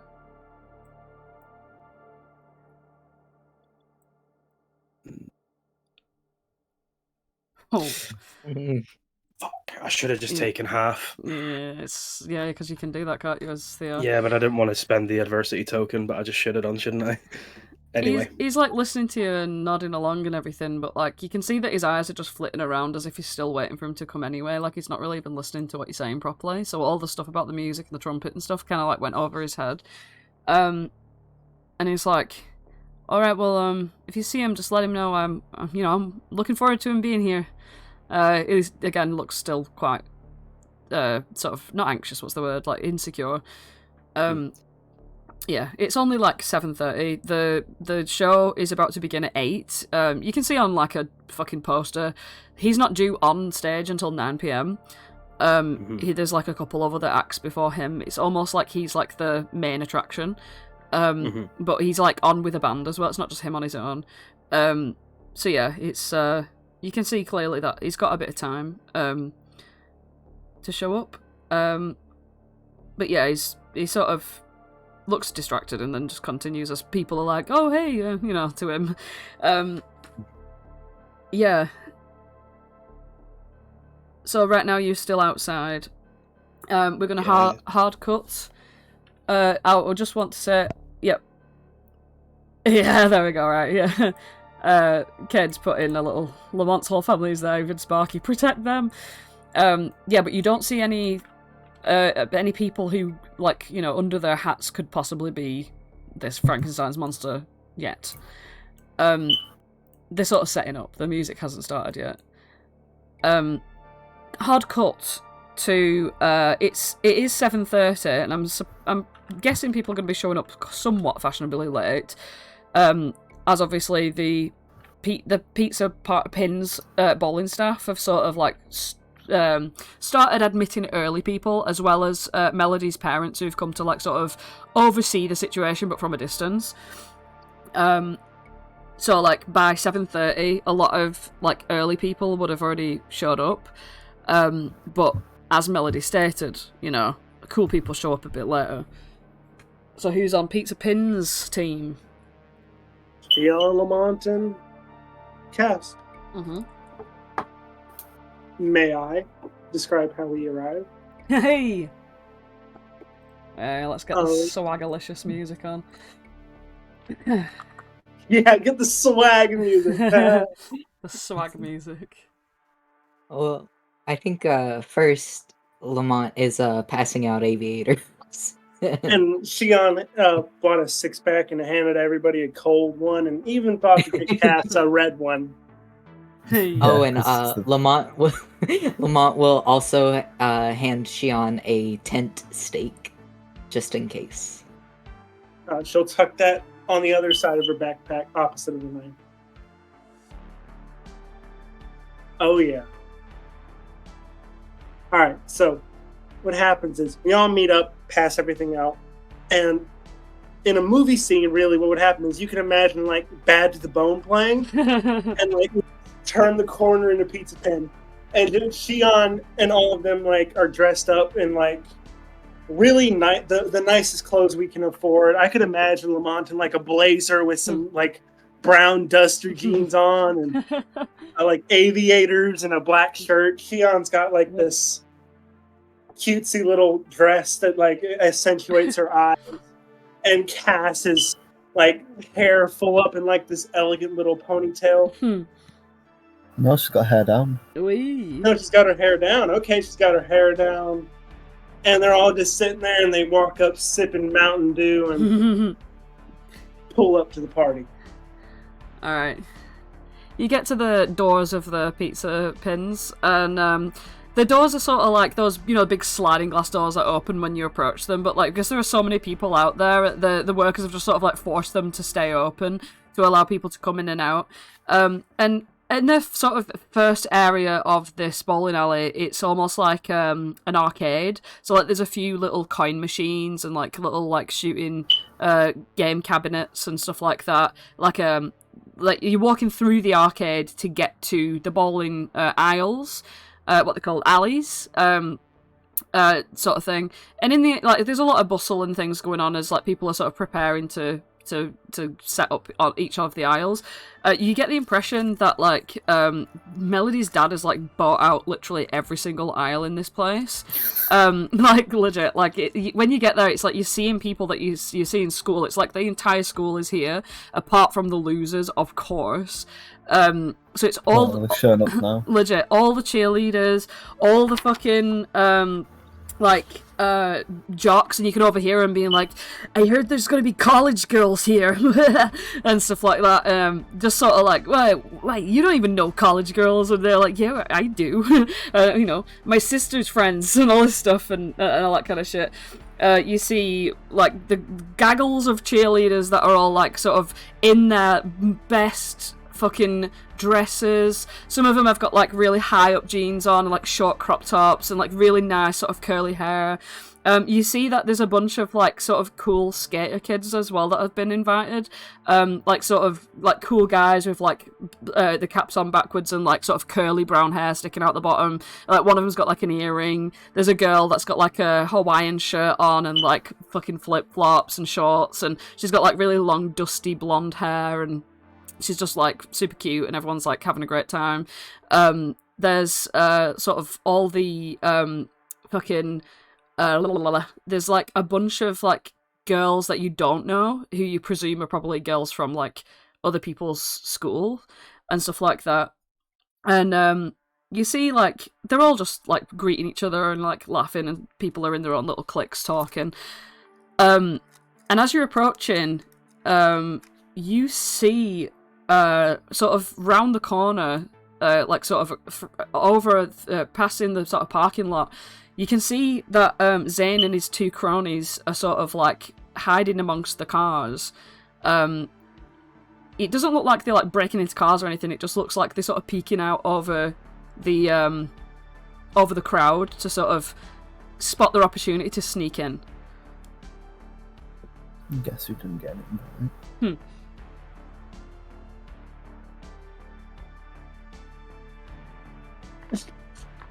Shall we? Before we go in, Cass, could I talk to you privately for a minute? Oh, yeah, sure. Of course you can. Yeah, sorry, Xian, we'll be right back. It'll only take like a minute. And Lamont's just gonna kind of like take her by the elbow and just kind of pull her aside. What's it about?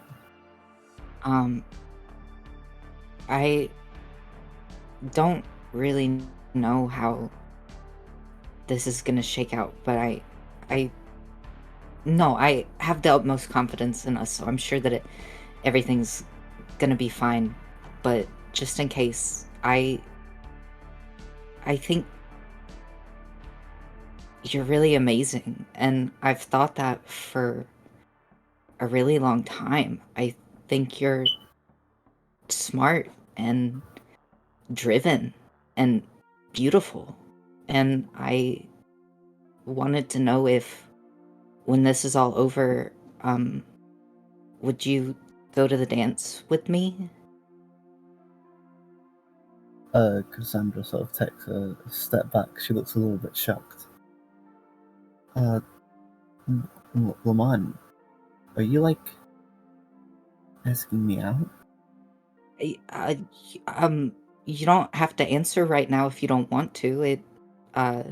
It can wait if you would rather. Lamont, I can't.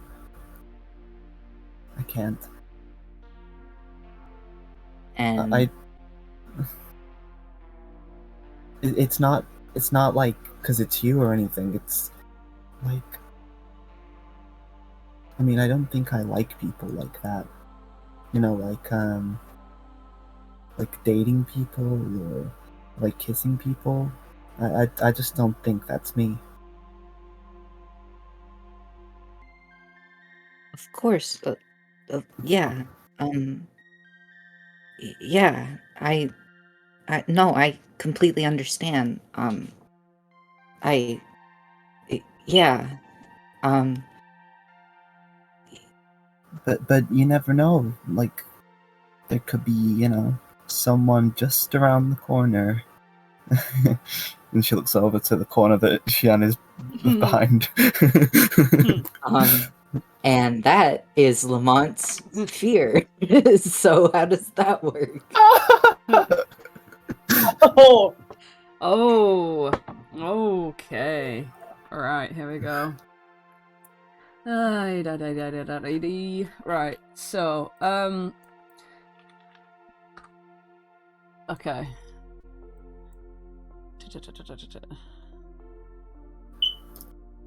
Okay, so how the fears thing works is when you do any action that is in any way relevant to this fear, such as obviously with it, it's like, you know, Lamont's thing is people like rejecting him, saying no. If that's exactly what it is, let me just have a look at the exact wording. Oh yeah, that's that. Yeah, okay. Anything now, any interactions or working with Cass will be done with like a minus to it. As you are now like racked with this anxiety, this fear, this like feeling that you're not good enough. Your confidence is shot. So I'm gonna say I'll say the minus as and when, like depending on how severe the sort of situation is.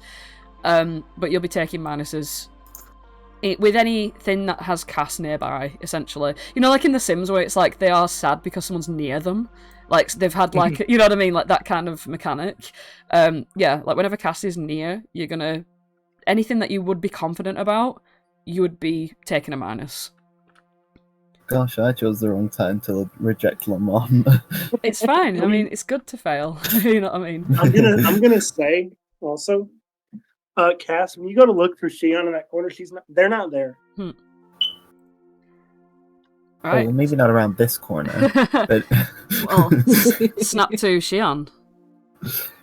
The moment they go away, I will say that's Xian's fear that snaps right there, being left alone in a public place. Oh, fucking hell! Right. We all So I'll experience let our me fear okay. at the same time. Legit, right? Okay. So, Xian, you've been left as Cassandra's taken Lamont away, and you're looking at them like speaking. You're looking at Lamont, and you're looking at his like really sincere and sort of almost romantic face as he's saying these words to Cassandra. You feel this disconnect, like almost like a dolly zoom camera effect, as they get pushed and pushed further and further away from you in your vision, and then you turn your face towards the open doors of this bowling alley, and everybody's just swarming around. Like it's almost like faces just like merging in and amongst each other. You begin to sort of feel a panic attack coming on.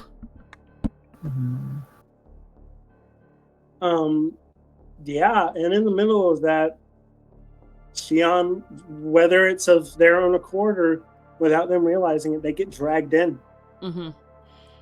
And as they get in, I mean, how I imagine, if you have a description for the pizza place, you're more than welcome to, but I have like a vision in my head if I can share that.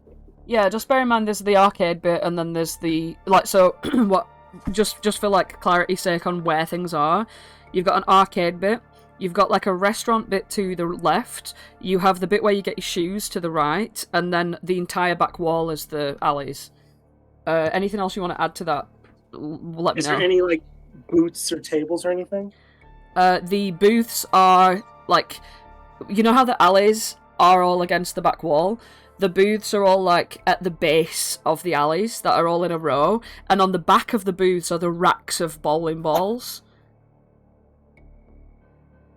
So it's almost like you've got your oh shit, I hate this fucking drawing thing. Right. So you've got the back of the wall. I should do this with a straight line. Alleys. Oh my god, come on. Polygon line. Right, okay. Alleys. Oh, I can't do it. I'm just gonna use the normal thing. Right. Fucking hell. Sorry. This is awkward. Right, alleys. Blah-de-da-de-da-de-da. Whatever, right? You've got the shoe place where you get your shoes from. Toilets, and then obviously like maintenance doors down here. I hope you're looking at this whilst I'm drawing it, because I'm not going to be able to label everything. So, alleys all around here. The maintenance doors like here. The toilets are like here. This is where you get your shoes from, so I'll put an S for shoes. Then there's the booths that are all like this. So you can sit in the booths as well as, like, I imagine there's settees, there's like little chairs and shit like in the booths as well. And then along the back of the booths are the racks where the bowling balls live. Over here is like the pizza bit where you can get your pizzas from. And then everything from here downwards is the arcade section, and the double doors are like this. So it's just like the one in Burnley.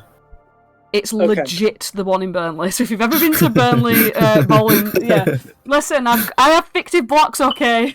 Like, listen, it's legit. I know what it looks like. It's legit. Yeah, you know what it looks like, Peach. But yeah, that's how it's laid out. Imagine it. Yeah. Okay. Good.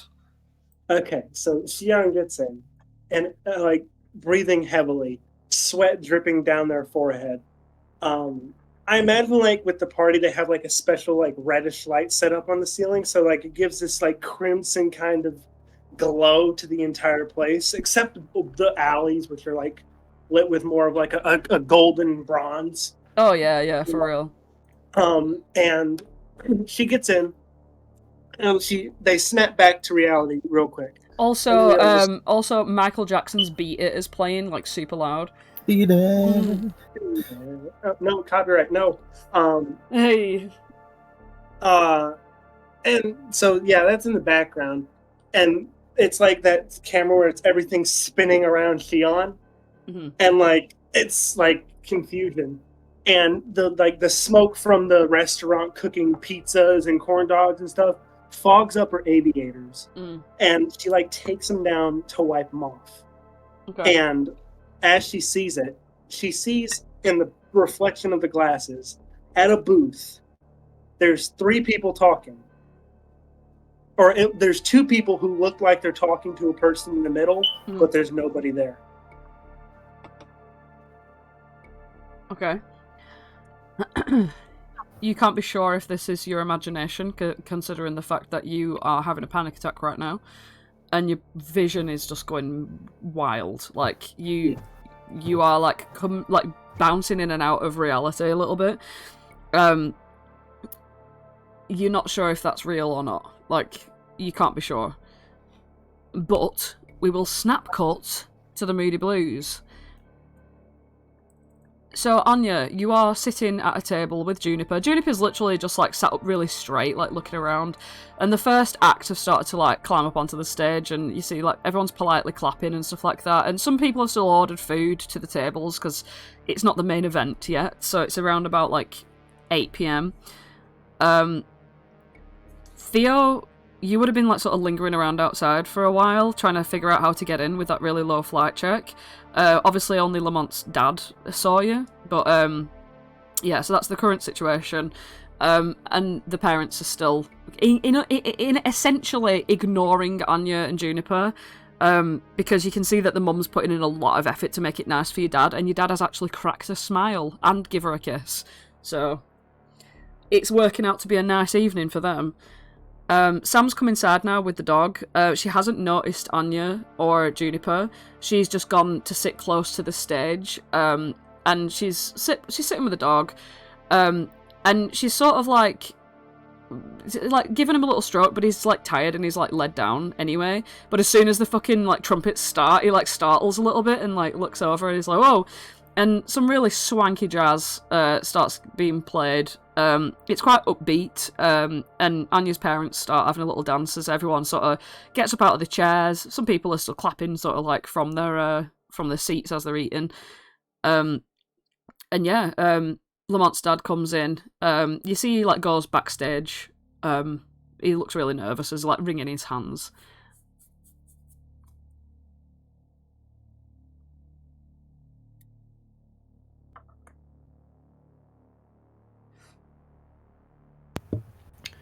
So is this like a pay at the door type deal? Like, would Theo theoretically just be able to pay his way in to get in? You haven't noticed any ticket takers, like at all. Like you don't know. You think this is probably just free. Yeah. Nobody's looked suspicious while I've been waiting outside. Roll me a brains. A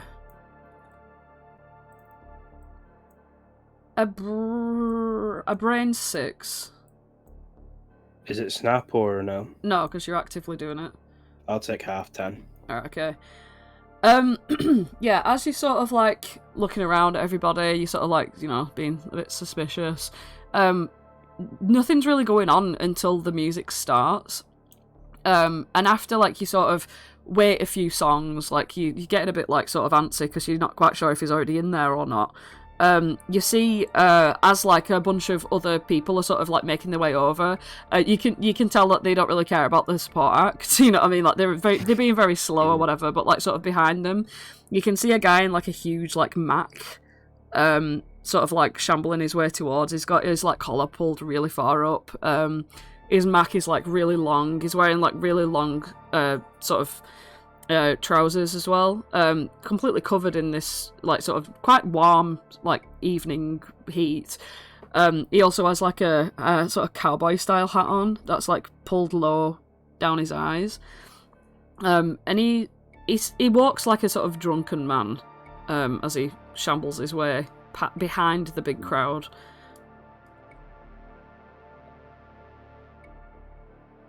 Are they still queuing to get in?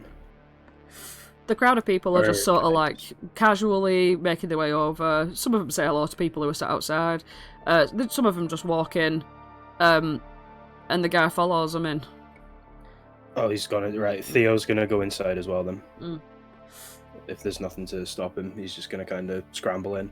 Alright. Holding Anya's violin case, he's gonna kind of walk in and try and stay towards the back. Okay.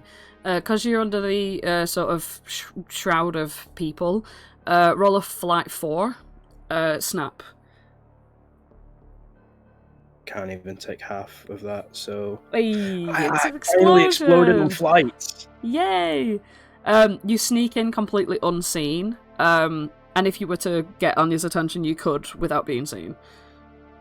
Yeah, as I'm kind of sneaking around the back of the like tables and crowd and everything, I'm gonna try and subtly wave my hand towards Anya. Mm-hmm. And when Anya kind of locks eyes with me, I'm gonna raise up the violin case, and then where the women's toilets are, Mm-hmm. I'm gonna kind of put the violin case next to the toilet door Mm-hmm. while Anya's locking eyes with me, and I'm just gonna kind of subtly point to it as I walk away towards like the back of the crowd again. Okay, so here you've got the stage, you've got the bar, you've got the kitchen door here, and then you've got the door to the backstage is here, and the door to the bathrooms is there. Anya's table is here, the front door is there, and then the sort of like tables and shit are like all circles around the room, etc. Yeah, whatever. I'm just fucking... You know what I mean? It's like a sort of velvet curtain situation. Yeah. It's sort of like what you might see in Todmorden. You know what I mean? The bar staff and everyone like sort of come out of this door quite frequently. Come in and out of this door. The circle that's close to the stage isn't there because it's like a dance floor area, but it's very small.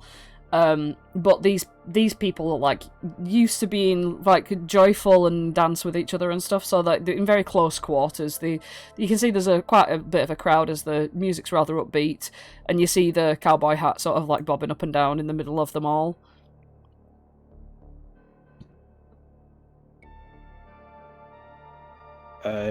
Theo's just gonna kind of chill in the crowd, and wait for Anya to get a hold of the violin. Yeah, honestly.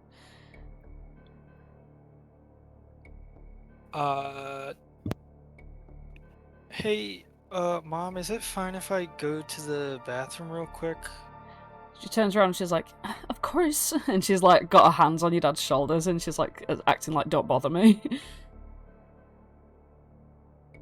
Yeah, so Anya will head off to the bathroom. Nice.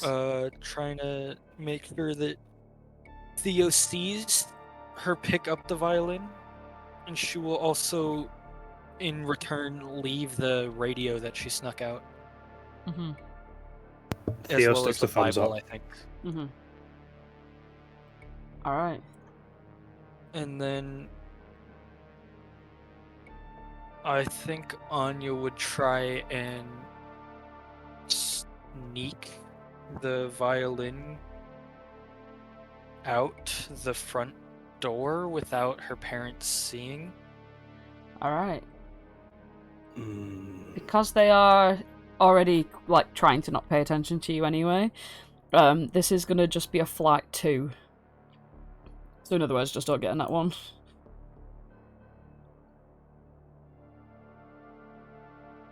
Beat, don't fail me now. Eee.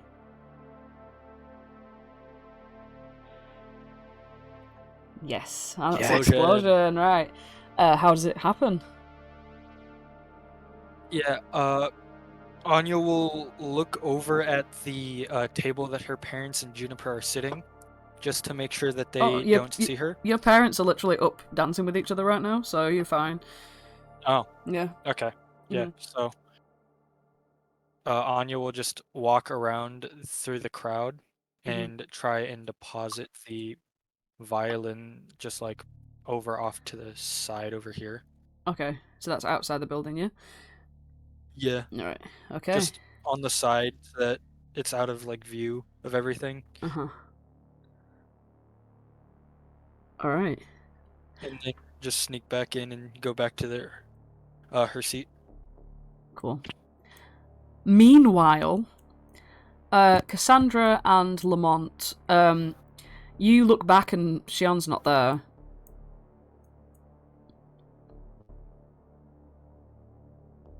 Wait, where's Xian? I don't know. Weren't they just right there? Yeah. Oh, Maybe. Cassandra's gonna take her binoculars out and have a look around. Alright, you take out your binoculars. And you sort of like look around the whole place, like you look into the car park, and you see Zane's he's sneakily looking around at like the doors, and as it started to get to a point where the majority of the crowd are like walking in, a bit more like getting away from the entrance. You see that he sort of like lunges forward a bit to be like he like does like one of those like you know when you use two fingers to be like and go, you know, like with your friends behind you. He makes one of those motions. He like lunges forward from behind the cars to like take a run around the corner and like sees you guys standing there, and he like hides behind the wall. And as you like look sort of around more, you see this like really beautiful sort of goth looking girl with like long black hair. Really pale skin. She's kind of like, she's got some sunglasses on. She's wearing like a black corset with like red sort of like design on it at the front, and like a black sort of plasticky looking skirt. Like it might be leather, you don't know. She's got like fishnets on. She looks to be about like 17, 18, something like that. She's walking really confidently. She's like walking with her fucking heels on. Like really, really nice looking girl.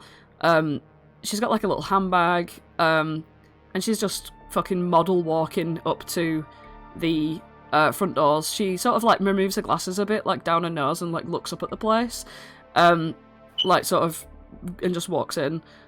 Yeah, but is she the vampire? And I'm using an adversity point to ask you this. Let's see.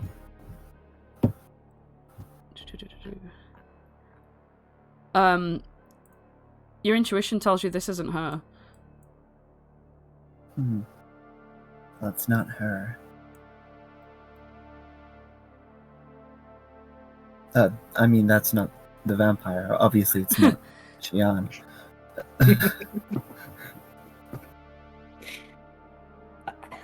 This isn't good. We really need to find them.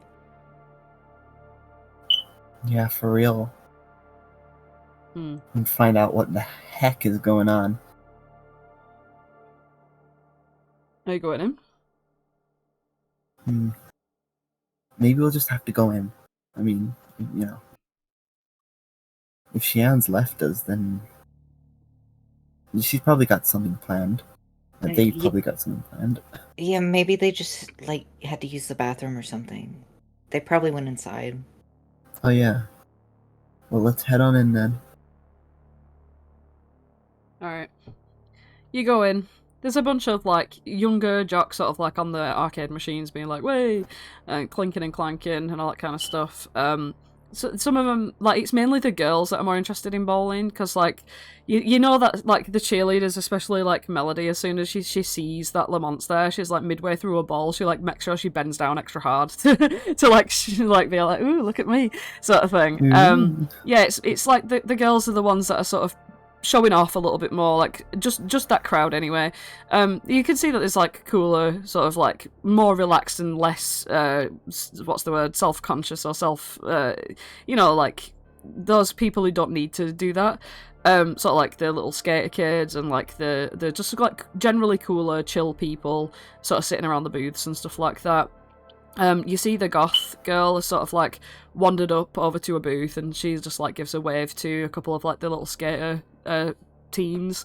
The girl with the Hawaiian shirt sort of like waves at her and like motions her to come and sit down.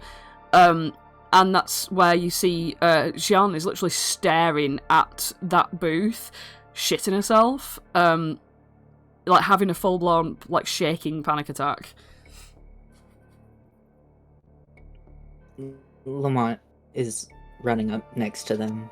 Yeah, and Cassandra's too. Xian, are you okay? What's wrong?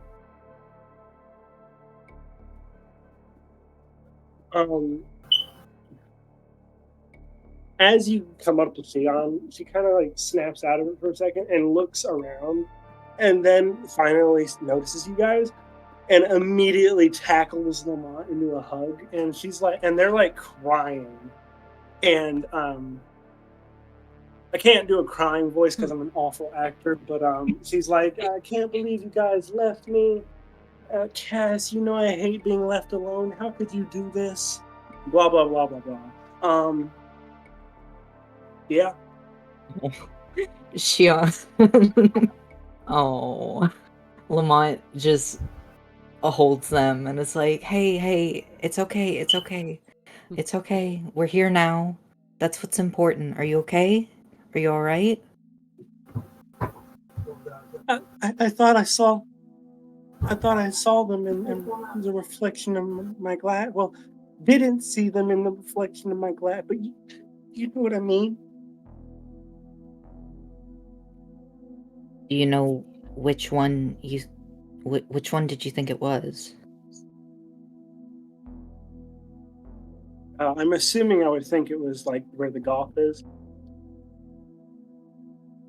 Well, yeah, the booth that you were looking at, where the goth approached, like all the scary kids and stuff.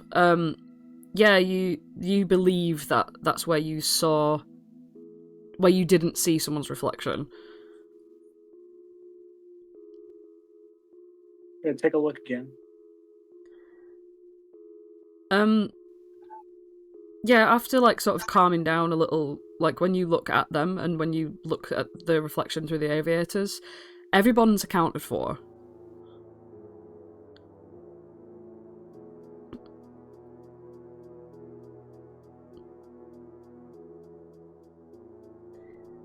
Okay. After that, they kind of compose themselves and they said, I'm being silly. I must have imagined it. Well, And like she goes to spin around and put them back in her pocket. Well, speaking of imagination, remember like the whole hypnosis thing she does? Apparently, that's all imagination as well. You have to believe you're being hypnotized to be hypnotized. It's just, well, you just do what you're told to do, you know, because you want to, because it's fun, but it's not real. So as long as you just keep that mindset that it's not real and that it can't get you, then worst comes to worst, it can't get you. Oh, yes, we don't know that. We've seen Juniper do things that can't be explained. Well, no, because, you know, if we're talking about, like, the conversion of kinetic energy into fire, that's like when you rub two sticks together, it's the same thing. Just because we don't know how something's done doesn't mean... The point is, it's like a last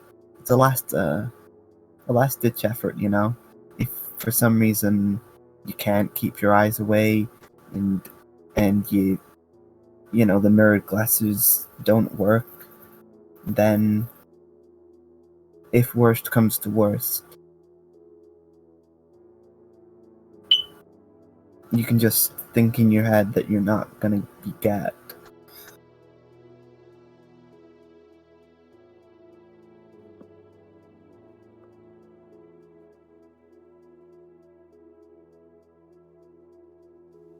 Yeah.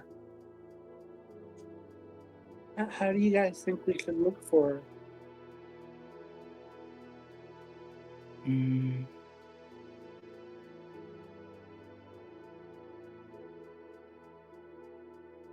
Well, she doesn't like the sun, right? So she's not gonna come out until it's nighttime. unless there's like some sort of public access in like to the sewers somewhere. And that's where I would imagine her being.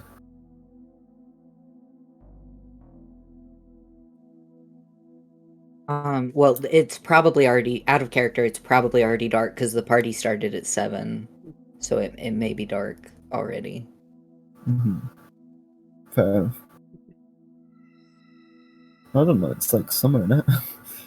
Well, I mean, don't yeah, the sun would have been down, like going down at Yeah. least. Yeah, evening orange. I think she'll probably make herself known.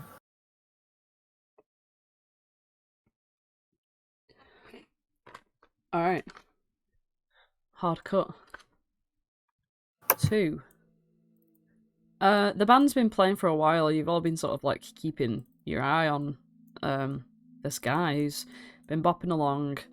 The final song that the band play before Lamont's dad comes on is it's very slow, sort of like Stand By Me style, sort of very sort of, what's the word, like not romantic in a sense because that implies like violins and shit, but like more of a soulful friendship song or whatever.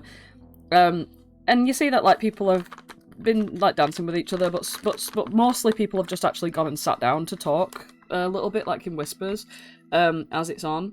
Your mum and your dad are still dancing with each other. Your mum's got a head on his shoulder. Sam's like practically snoring in the corner because this is the boring song. The dog's under her feet, having a little snooze himself. And the guy with the hat and the Big Mac, the guy with the hat and the Mac, he's like wrapping his arms around himself in the middle of the dance floor, sort of like swaying side to side. If you could see his eyes, they'd be shut.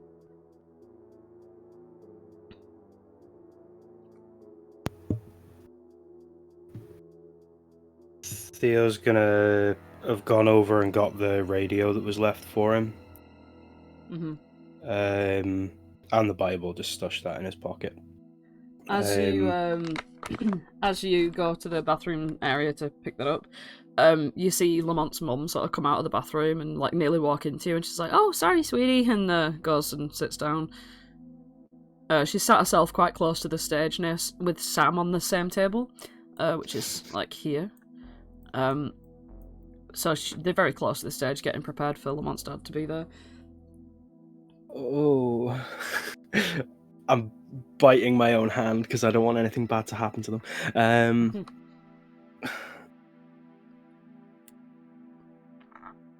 Theo is going to make sure the radio's batteried up, put the volume to hearable but not like really loud, just like a little bit above silent, and put the radio he's gonna like open his jacket up, put it in his jacket so it's like on his chest. Mm-hmm. And he's gonna hold his right hand like in his jacket, ready to press the on button for the radio. Mm-hmm. And as the band starts to finish up their final song, ready to have the switch over from this band to the next, Theo is going to go up, kind of mingle with the dancing crowd, and he's going to kind of shoulder check the tall dude with the hat. Okay. So that's like bump his shoulder. Not like super hard to knock him over or anything, just like a bump into him to kind of disturb him a little.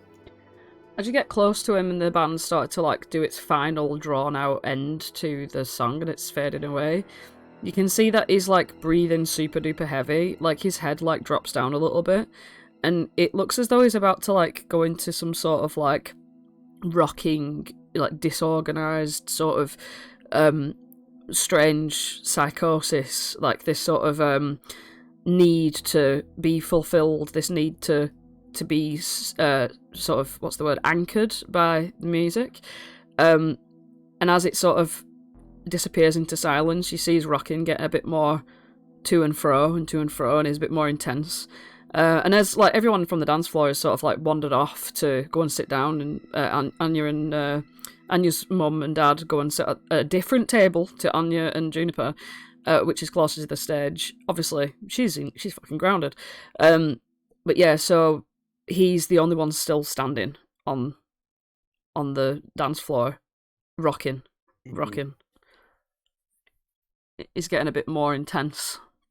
So Theo will go up. As I said, he's gonna like shoulder bump into him. As he bumps, he's gonna press the knob on the radio to start playing faint music from his jacket.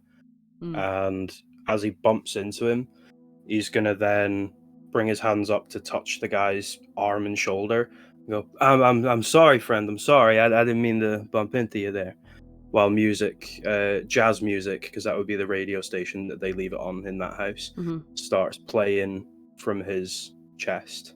He, as you bump into him, he turns around to face you, and you see his face is like stitched together, like he's really close to you. You can literally just see like a letterbox of his eyes, and like across his like nose, you can see that there's like two large sort of like lines where his nose looks stitched on. One side of his eye sockets looks like it's from a different face to the other side, and his eyes are like piercing. Like one of them sort of like pointing off in another direction, but the one eye that's like focused is like focused directly on you. And as soon as he hears the music come from the radio, he like glances down at the radio, and he just stays like looking at the radio for a second. Well, not because he don't know if it's, he's just wherever it's coming from. And then the rocking starts to like turn into more of a smooth bop, like he's attached himself to the melody now. Start clicking along to the music with my left hand, while my right hand is still on his arm. Would you care to dance with me, friend? He doesn't look at you. He stays attached to the music. And meanwhile, Lamont's dad sort of like come out onto the stage, and everyone's like, way, and clapping and everything like that.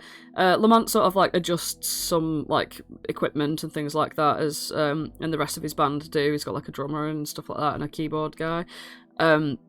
He looks around the whole place trying to find Lamont, and he looks at the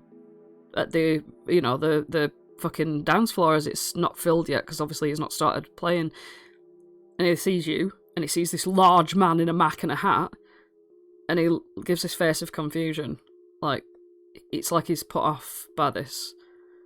He is really confused. Theo, while he's offering the dance, is trying to move backwards, but slowly enough that the Mac man can follow him. He's still got his hand on his arm as if they're almost going to dance together while he's just rocking. And he's going to try and coax the man to follow him. He'll kind of look up and see Lamont's dad's eyes looking down at him. And he's going to try and avoid the stare and keep focusing on the Mac man. Behind Lamont's dad, the drummer sits down at his drums and gives him a bit of a hit, ching ching ching ching, on the cymbal, and the Frankenstein's monster turns around to it. You hear like and some keyboard chords being practiced as a little sound check's going on.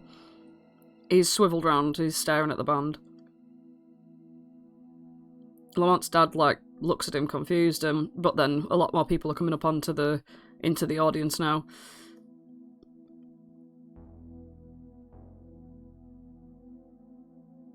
Theo is going to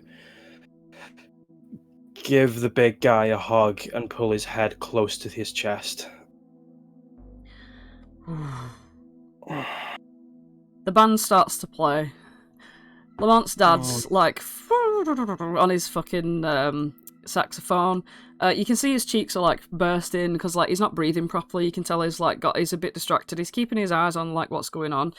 And I would like you to roll a fucking Jesus Christ. As soon as you pull this guy, he's gonna fling his arm like towards you as if to throw you away from him, to literally punch you off him.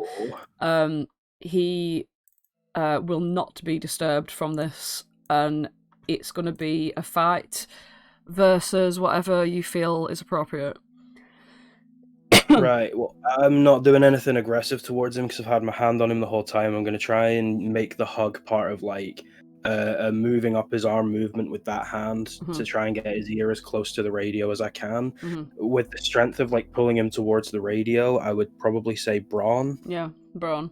Okay, brawn contest with fight 6. 13. Yes. Exploded. Nice. You get the control.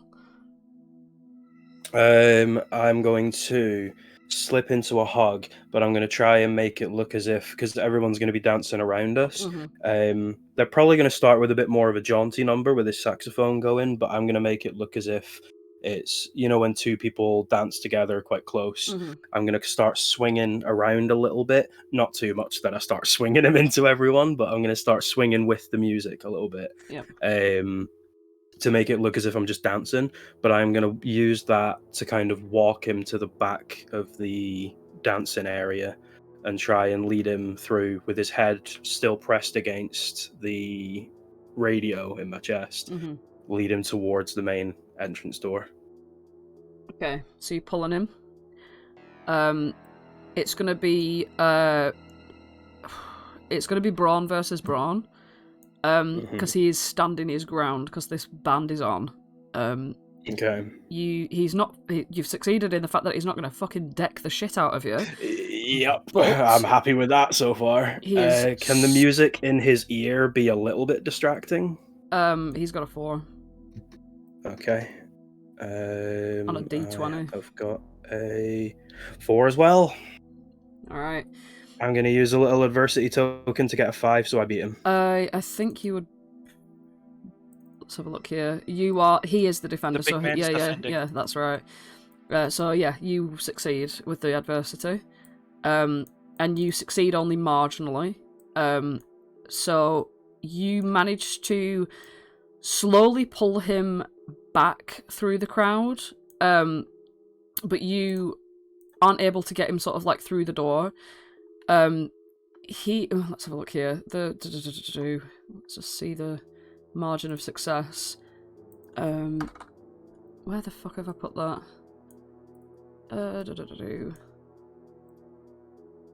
Come on now. Yep, the margin of success says... Yeah, it's a limited success. So you're gonna be able to slowly pull him towards the door, but like out of the door, he's gonna hold on to the sort of the door frame, if that makes sense. Theo's gonna shoot a look over to Anya, a pleading look.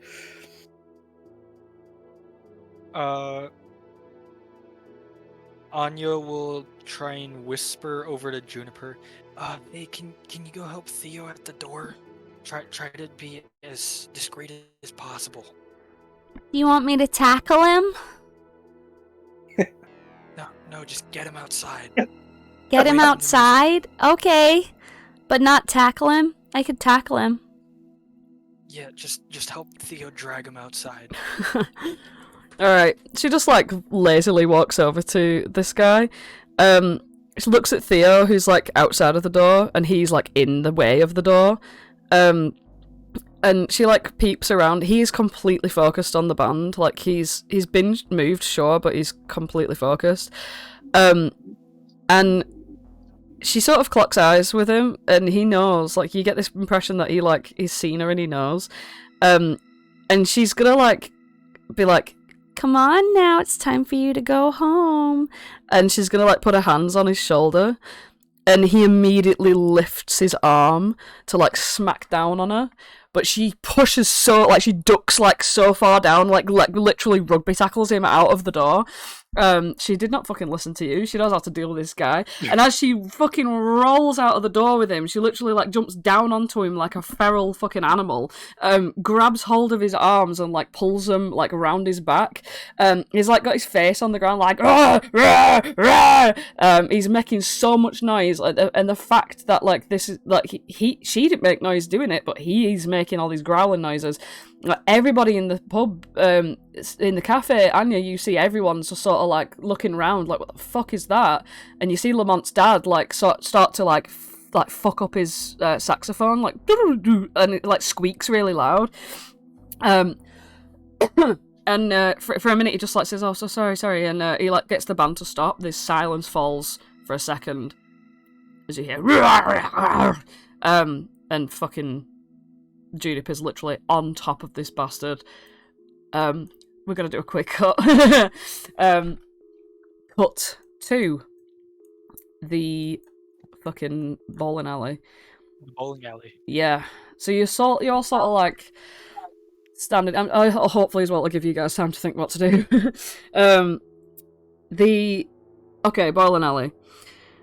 You guys are all sort of standing around, like, sort of thinking, right? Well, we need to keep our eye on anything that's, you know, out untoward or out of order or anything like that.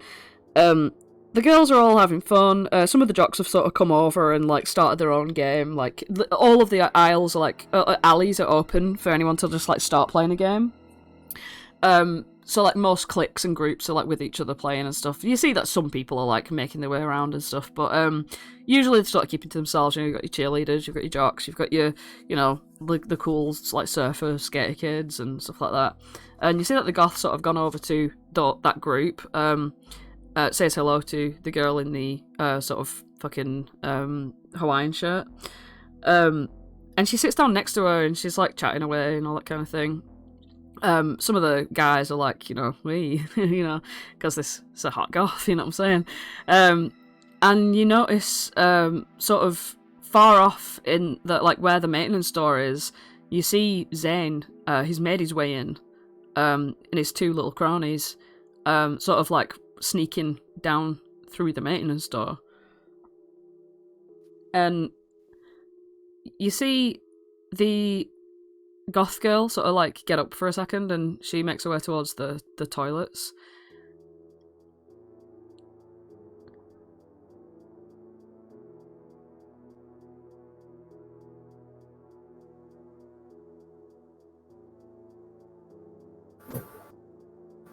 What, so she's just going to the toilets? Yeah. I'm just telling you what you see. I don't trust that goth chick. No, it's not her. Don't worry. How do you know? Because I used my intuition. Oh. It can't be her. She's known albino. Right. What about Zane? Well, Zane's not even a girl, so I don't think he could be the vampire. No, that's not what I meant, Cass. I Oh, meant like he's going on his own. That's like perfect vampire bait. Whatever they're up to, it's not good. We Wait. should probably check it out either way. Wait. They're both perfect vampire bait.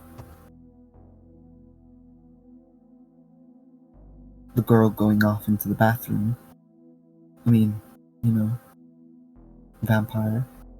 She's a girl, she can go in the bathroom. And she's just waiting for someone. Well, do we want to split up?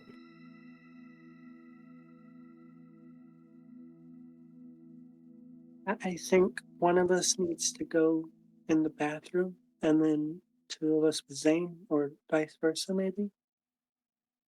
I think I think Xian and Lamont, you should go after Zane. I think that if any of us stood a chance on fighting on their own, I think I have the most chance. That's not a lot, though. That makes sense, but I don't like the idea of sending you off on your own. Well, I'd say you could come with me, Lamont, but it is the girls' bathroom. Well, yeah. I more meant you could maybe take Xian. Well, I know you're not a girl, Xian, but They don't have a bathroom for you. Wow, Cass. Oh, wow. No, I'm just pointing out an issue with society. Oh, But you know, maybe in like 40 years they'll fix it. yeah. Or if anything, I can go with Zane and them. And Lamont, you're probably stronger than I am, so if you hear any like conflict in the bathroom, you could rush in. I know it's unethical, but you know. I think that would get us possibly kicked out. Yeah, you don't want to get banned. Yeah, I'll go with Cass. You sure you want to be on your own, Mom? I mean, not really, but what choice do we have? Oh, I don't know. I think, like I say, you know, I can sort of fight on my own. But you two, you're a really good pair. And I give Xian a massive wink. Aww. Xian, you can't tell, but they blush in the red light of the place. Well, I guess, Xian, it should be up to you then.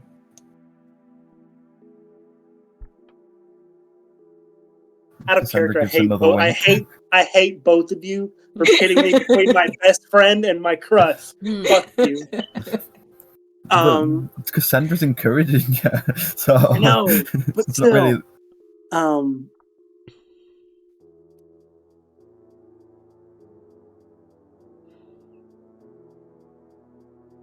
Xian is going to go up to Cass, hug her, and whisper in her ear, "Don't do anything I wouldn't do." What? So And then do everything? shut up. And she says shut up, or they say shut up to you with a smile, and they go with Lamont. Be safe, Cass, and Lamont's gonna hand over the walkie-talkie and be like, I don't know what the others are up to, or how fast they could get to you if there's trouble and we can't, but take this just in case. Okay. And you've got the holy water. I've got the crucifix. Yeah, and we have 10 stakes. All right. Yeah, as See we you on the other approach, side. as we approach the door, Xian gets the knife in one hand and the stake in the other. So you're going into the maintenance room. Wait, do you have the stack? I thought I had it. No, You so have we the have sharpened plastic cross. ones, We have yeah. tent stakes. Yeah. Oh, right, okay. Sorry, I missed that. Okay, so Lamont and Xian are going into the maintenance room. Is that right? Yeah. And Cassandra's going into the bathroom. Right. Okay. Right. Xian and Lamont, you sort of like shimmy your way down through to the maintenance door, which leads into like a room full of machinery that like lays out along all the back of the bowling alley. And like sort of midway, like at the back of the sort of aisles, the alleys themselves, you see fucking Zane's just plainly standing there, and a bowling ball comes rolling up through the machinery, and he stuffs it with a firecracker, and he's got a lighter out and he's about to light it.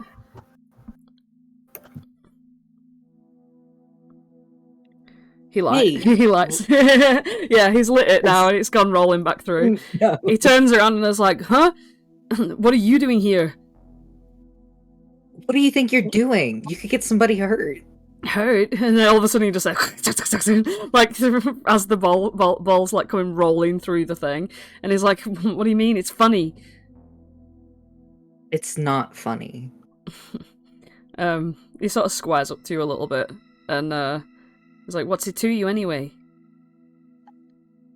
What's your problem with us anyway? Like, you've always been an asshole. He bigs his shoulders up towards you, and his two little mates who are behind him sort of like smack their fucking fists against their hands. And he's like, "Oh, well, you know, let me just think." He says, I can't get the words right. Oh wow, I'm fucking flagging for once. The first time I flagged. No.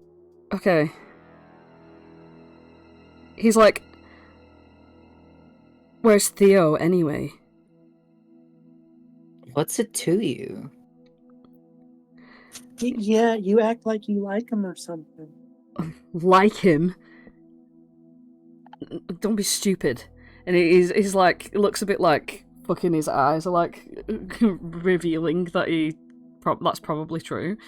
And he's like, "I wouldn't like him, what do you mean?" And he's gonna shove Lamont hard in the chest.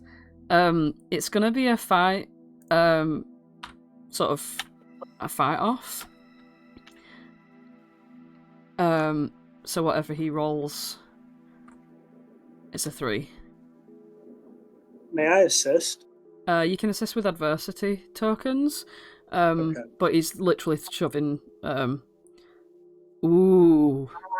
Okay. Yeah, I'm gonna help with that one. Yeah. Okay. So you can get it up to. I'm gonna spend one and tackle his legs as he goes for a. All right. Okay. You enable Lamont to succeed, so that means Lamont gets the narrative control, but that is the action that you do. So Lamont gets to explain how all this goes down. This is like the general fight as well. There's not going to be any more punches thrown. Lamont gets to explain how this fight is resolved. As Zane pushes Lamont kind of stumbles back into some of the machinery and just stands up and puts himself in between Zane and his cronies and Xian and just swings hard for the face. Whoa! You absolutely lamp him right in the fucking mouth as, like, Xian's got, like, round his legs. He, like, falls backwards onto the floor with a busted lip. His like, hands are on, like, the floor and Xian's wrapped around his knees. And he, like, looks up at you and he's got a bit of fear in his eyes, and, like, the two guys, like, are behind him, sort of, like, look behind you as if to try and want to run away. One of them fucking scarpers, and like the other guy's like trying to move to get past you, and he doesn't know how. They both look pretty scared. Like that was a hard lamp right to his mouth. One of the guys is just like, I have nothing to do with this, and the other guy just fucks off. It's just Zane on his own. Cut 2. Cassandra, you walk into the girls' bathroom. You see the goth girl sort of applying like a sort of eyeliner to her eyes in the mirror. Just sort of like doing that thing with the open mouth, like that, you know, trying to put it on, just touching it up and things like that. She sort of like acknowledges you as you come in, just with like a hey, and gets back to her stuff in the mirror. I turn to her. Do you believe in vampires? Are you asking me that because of how I dress? What? Well, okay, well, it's so funny, isn't it? Like, oh, I dress like this, so I must, know about vampires and stuff. Are you kidding? It'd be a great help if you did. No. No, that's silly. Well, yeah, I agree. A lot of things are really silly, like the idea of werewolves and the creature of the Black Lagoon and Frankenstein's monster. But what if science made them a reality? Okay. She's like backing up into a toilet cubicle. She's like, if you don't mind, I'm gonna go use the bathroom, so... Yeah, don't worry. I'm just here to defend you. Okay. I mean, I'm just here to use the toilet as well. Alright. And she starts washing her hands. She's like closing herself into the cubicle, it's like really confused. And you start washing your hands. And you don't like hear anything coming from the bathroom. Like you don't hear like her taking a piss or anything. Like she's just like, sort of lingering around. The entire time Cassandra's got her eye on the mirror. A couple of minutes later, the door opens. This sort of blonde girl with the Hawaiian shirt walks in with the little flip-flops on and the shorts. She like takes a look around. She gives you a little head nod, like, "Oh hey," and she raps with her knuckles on the door to the cubicle. And the door opens, and she slips inside. How blonde is she? She's very blonde. Like bright blonde or like pale blonde? Pale, like dusty blonde, sort of like surfer blonde. I'm gonna use an intuition. Is she the vampire? You hear making out coming from the stalls. Oh. You hear like sort of like little gasps of some sort of pleasure, but then it's like kind of feels a bit like maybe a bit of pain. It's the vampire. Cassandra's gonna rush in and just jab her in the back with a stick. Alright, how are you getting through the fucking door? Like, you need to tell me this. Like, how are you getting through the fucking... Just... Oh, it's locked, isn't it? They've literally gone into a toilet stall together, like... Okay, Cassandra's gonna kick the door down. Ooh, right, okay. Give us it's gonna be a fight, and it's gonna be... Ooh, maybe it's a grit. No, it's a fight, because it's like a full-blown smack. And it's gonna be... The DC will be... 7. Can't believe I found a vampire. Okay, DC 7. Fuck. 3. 3. You literally like smack your fucking body against the cubicle, and you can hear like coming from the stall, from the same voice as the goth. You slam your shoulder up against it again and again, and it's just not opening. Anything else? Shit. Hey, vampire bitch. I got a nice pearl necklace for you.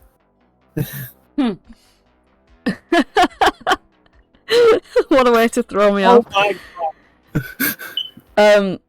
You hear like sort of like muffled sort of screaming, like and struggling coming from in there.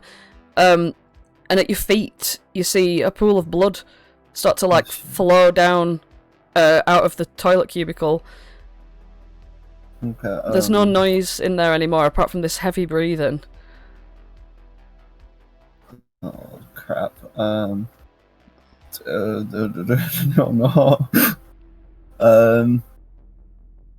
So, what I'm gonna do is I'm gonna stand on the sink, because I imagine it's like the sort of long ones that you could probably stand on, and I'm just gonna try and throw a torch in there to like try and bonk her on the head with it. Oh my god. Alright, you stand up on the sink. Scrambling. Yep, you throw the torch, it lands in the cubicle with a clatter. The cubicle door slams open, and there's this girl, a blonde, dusty, beach blonde hair, sort of like scraggly around her mouth, just covered in blood. Her eyes like a perfect piercing blue, staring right at you. It's charm. It's a charm off. It's a charm off. So in this case, it's like fight, but she's using a charm for that. She's going to attempt to charm you now. So it will be resistance will be grit. Well, it's time for Cassandra to die. If only I was there. I have the highest grit. Charm 8. You fucking got this. You've got this. I have to get the maximum for now. Come on. Oh my god. You've got this. Wow. No. Now let's have a look at the Do you not have any difference. adversity tokens? I'm going to use an adversity token to bring it up to a 7. To a 7, which You need See, an 8. would it do anything? the No, I only have one. it doesn't. It doesn't. Because the bracket. Wait, let's have a look here. The bracket. If you had 2, you could meet which beats because you're defending. Uh-huh. Unfortunately, I wasted one on checking if the obvious red herring was the vampire. 1, 2, 3. Okay. You are going to be. Oh no, wait! I do have 2 because I just failed a fight. So You I failed used that 2 fight. Yeah. I used 2 adversity tokens to bring it up to 8. Ooh. Okay. As her eyes lock onto you, right? You feel this like strange, like Thanks. split, like a split second of a bit of gay panic, as she is incredibly attractive. Like, and I mean, like, even though her mouth's like covered in blood, her teeth have sort of like poked out. It's not like vampire fangs though, which is interesting. It's like sort of like each tooth is sharp. Like it's like predator more than the canines. It's like a proper like monster's maw, you know. Even with this horrid mouth and the blood coming off of it, her skin's fucking perfect, her eyes are fucking piercing. She literally has this split second of pull on you, and then you realise that you're asexual. But behind her you see this goth girl's body just like slump over the toilet itself, like sort of really sort of like, you know, when someone's really vulnerable, like sort of bent in a position that's like, oh fuck. She's like bent over, her arm is like behind her back sort of thing, and she's been literally tossed aside. And yep, go on. In the split second that I realise that I'm not like gay, before she has any time to sort of react to the fact that she hasn't charmed me, I'm going to try and plunge the cross into her chest, the sharpened bit. Okay, roll a fight. Fucking hell. At this 3. moment, Wait. You're not here, Jean. oh, I was gonna ask. Right, okay. Oh, God. As soon as you like lunge towards her, she like jumps like super high, like over you. And she's like against the mirrors, like on like standing on top of the sinks where you were. Like she's literally like jumped right behind you, and she's like got her hands like on the mirrors themselves, like in like a strange like pose, like a bat sort of thing. And she's like, and a fucking Hawaiian shirt's just dripping blood all down the front of it.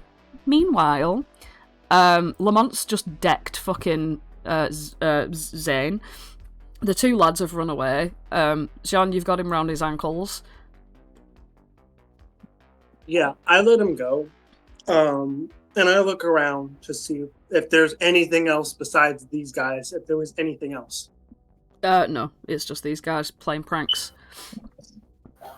Oh, God. Okay, Lamont. at that moment, sorry, if Lamont has anything. Yeah, Lamont? Oh, Lamont just looks at Zane and says, if you know what's good for you, you'll go home.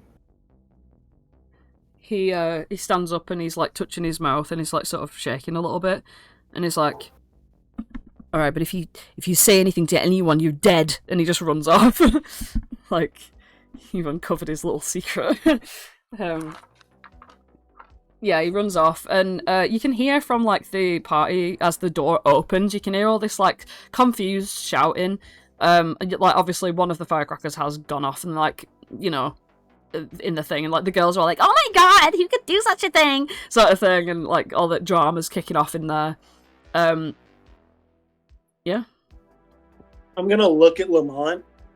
In this moment, Xian remembers the goading and the cheering that Cass gave her, and she gets 2 things. She feels extremely paranoid about her friend, and also extremely courageous.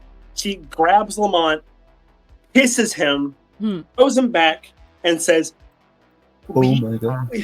We can't let them figure out that this is all going on. I'm gonna go to the bathroom. You do whatever it is with that cute face you have and clear up confusion. Lamont is just sitting there, like, completely shocked. like, like, has, like, no idea what to, what to say. All right. Without waiting for your response, Xian pulls the hairspray and the lighter out and runs up to the bathroom. All right. Meanwhile, over at the Moody Blues, fucking Juniper's wrestling this fucking Frankenstein out on the fucking front of this place. The adults are starting to stand up in the seats, like, what the fuck's going on? Lamont's dad is like tanking bad because he can't see from where he is what's going on. Anya, and you're still sort of like where you are because you sent Juniper after him. But you can see that your parents' eyes are like snapping towards you, and they don't quite know what's cracking off. So, quick thing on the logistics of like eye line and stuff, because everyone was focusing on the stage. Mm-hmm. Would it be safe to say that everybody can hear the commotion but haven't quite seen what it was? Yeah, and you can sort of see that some of the servers and like bar people are like coming to see if there's some drunk guy that needs kicking out or something. As they're walking towards the front door before they can get out and see what's actually happening, Theo is gonna, as soon as he fell to the ground and started groaning, he's gonna pull a spare like t-shirt out of his backpack, 2 adversity tokens to have that. Yes. I'm gonna throw it at Juniper and say, keep him quiet, for fuck's sake. I'm gonna burst back through the door using all of my performing art skills and stumble into the door and start laughing and pretend to be drunk. I'm sorry, everybody. I hit the door on my way out. Y'all just leaving your drinks on the tables, and it's so easy. I'm sorry to cause you stopped the music. I'm sorry, I'm making my way home. I'm sorry. Anya's mum turns around, looks at you, looks at Anya, and she comes over like straight away to you, and she's like, "What do you think you're doing here?" I thought the music could be. Are you drunk? My mom got really hurt, and I thought this would be a happy place. She looks over at Anya, as if to be like, "Is this something to do with you?" Like, because obviously she's met. Anya will put her hands up, like I don't know what's going on. She's like staring right at you, Theo, so she doesn't see Juniper literally stuffing a t-shirt into this fucking guy's mouth as he's like. Theo's gonna close the door behind him as he's like stumbling in front of it, like pull it to so no one can see past him. All right, and she's looking you down and stuff, and she's like, she like looks around at the rest of the room, and she's like, roll me a snap charm, and the snap charm is gonna have to be it's gonna have to be a 10. She already thinks very low of you anyway. If I ever needed an explosion, it's now. It's 7. Alright, okay. She looks at you, and she gets up close to you, and she's like inspecting you a little bit, and she's like, "You're not drunk. I can't smell anything on you. What is this?" She like drags you over to Anya, sits you down next to her, and she's like, "Explain what's going on now. You're ruining my night." Mom, I swear, I don't know why he's here. I really don't. He didn't even know we were gonna be here. I didn't tell him, and I'm assuming you didn't tell him because he didn't need to know. Snap charm. I'm gonna say 10 again.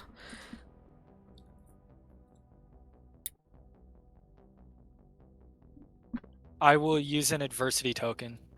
So I'm at a 10. Nice. Alright. She looks at you. She sighs. She looks at Theo. And she's like, "I think you better get out of here. You're causing disturbances. And poor Mr. Poor Mr. Daniels. You know, he's been looking forward to this all week." And you can see Lamont's dad sort of like looking over a little bit, like he sort of like stopped the music for a second just to sort of like get himself back into it, like, you know, he's telling his band like, okay, on 3, you know, E minor, whatever. But he's like literally looking over to you, and you get this feeling of like really massive disappointment as you can see Anya's mum telling you off, and now he believes it's you, you know, like you're the problem here. Yeah. Yeah. And she's like, go on, get out of here. I'm real sorry, Miss Pandey. Yeah, you better be. I'm gonna slink off out the front door. And as you're leaving, she's like, I wonder what your mom will say when she's out of the hospital after she's learned all this about you. Theo doesn't stop, he slinks out the front door, and when he's outside, he takes a deep breath and kind of lets it out, because that was a massive performance. He hated looking like an absolute dick in front of everyone. So his eyes do start to fill, and he looks towards how Juniper's doing with the guy. She's literally like stuffed the t-shirt like right into its mouth, and she has it face down on the ground. She's like sat on its back with its arms wrapped up and stuff, and she's like holding it tight. It's wriggling around quite a lot like a bucking bronco, but she like looks up at you with this sweet face and gives you a big smile, and she's like, I got him. Where do you want him? Are we gonna take him back to the house now? Theo takes another deep breath to steady himself and kind of blinks tears out of his eyes. Yeah, if you got a hold of him, then we might as well get him back now. Nobody suspects anything. Alright. He's literally like bucking around all over the place. She stands up with him, and he is going to make a huge check to try and like escape. I'm going to try and assist her and keep him contained. Okay. By grabbing a hold of his arms as well. So he's your mom. He's right, okay.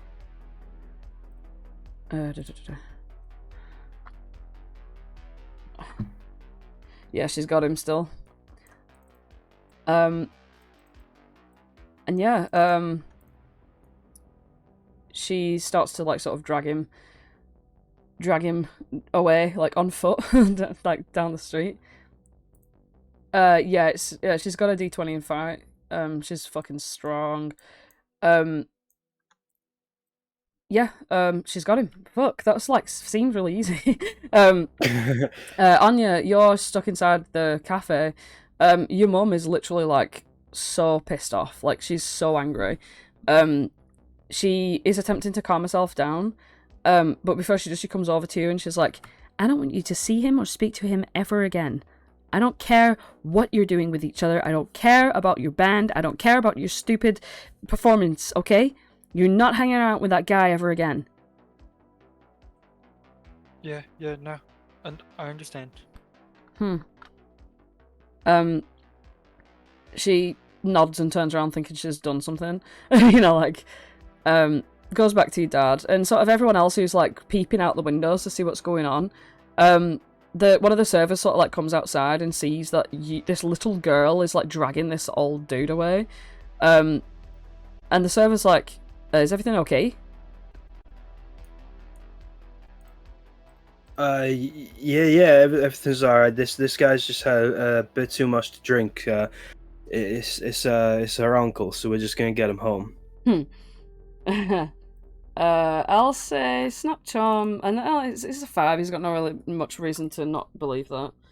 I'll take half, get rid of an adversity token. Snap. Yep. Okay. There you go. All right. Yeah, he's on his way.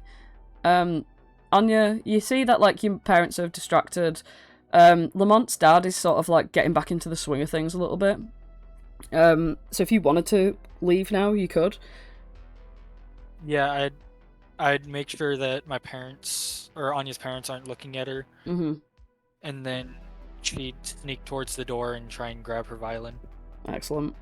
All right. As Theo sees you, as he turns towards the door, he's just gonna like through his teeth. Great, yes, because we're just like we are dragging him, but we're struggling to get him across the road. Mm-hmm. So. All right. Okay. So yeah. So Theo, Anya, Juniper dragging this guy, kicking and fucking growling with a t-shirt in his mouth, along to around about here, I'm guessing? Like, you were gonna sort of meet there, or are you just gonna take him straight to the fucking house? So is the radio playing right now?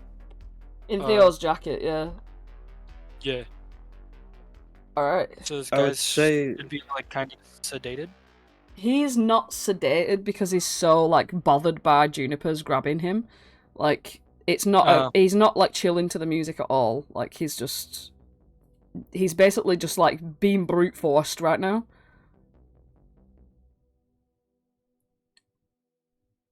I guess we didn't need the radio, but I guess it helps. Helped guess get him to we the just- door. It's a good idea to have her on Yeah. this team, to be honest. Like, Juniper being strong against him, you know what I'm saying? Mm.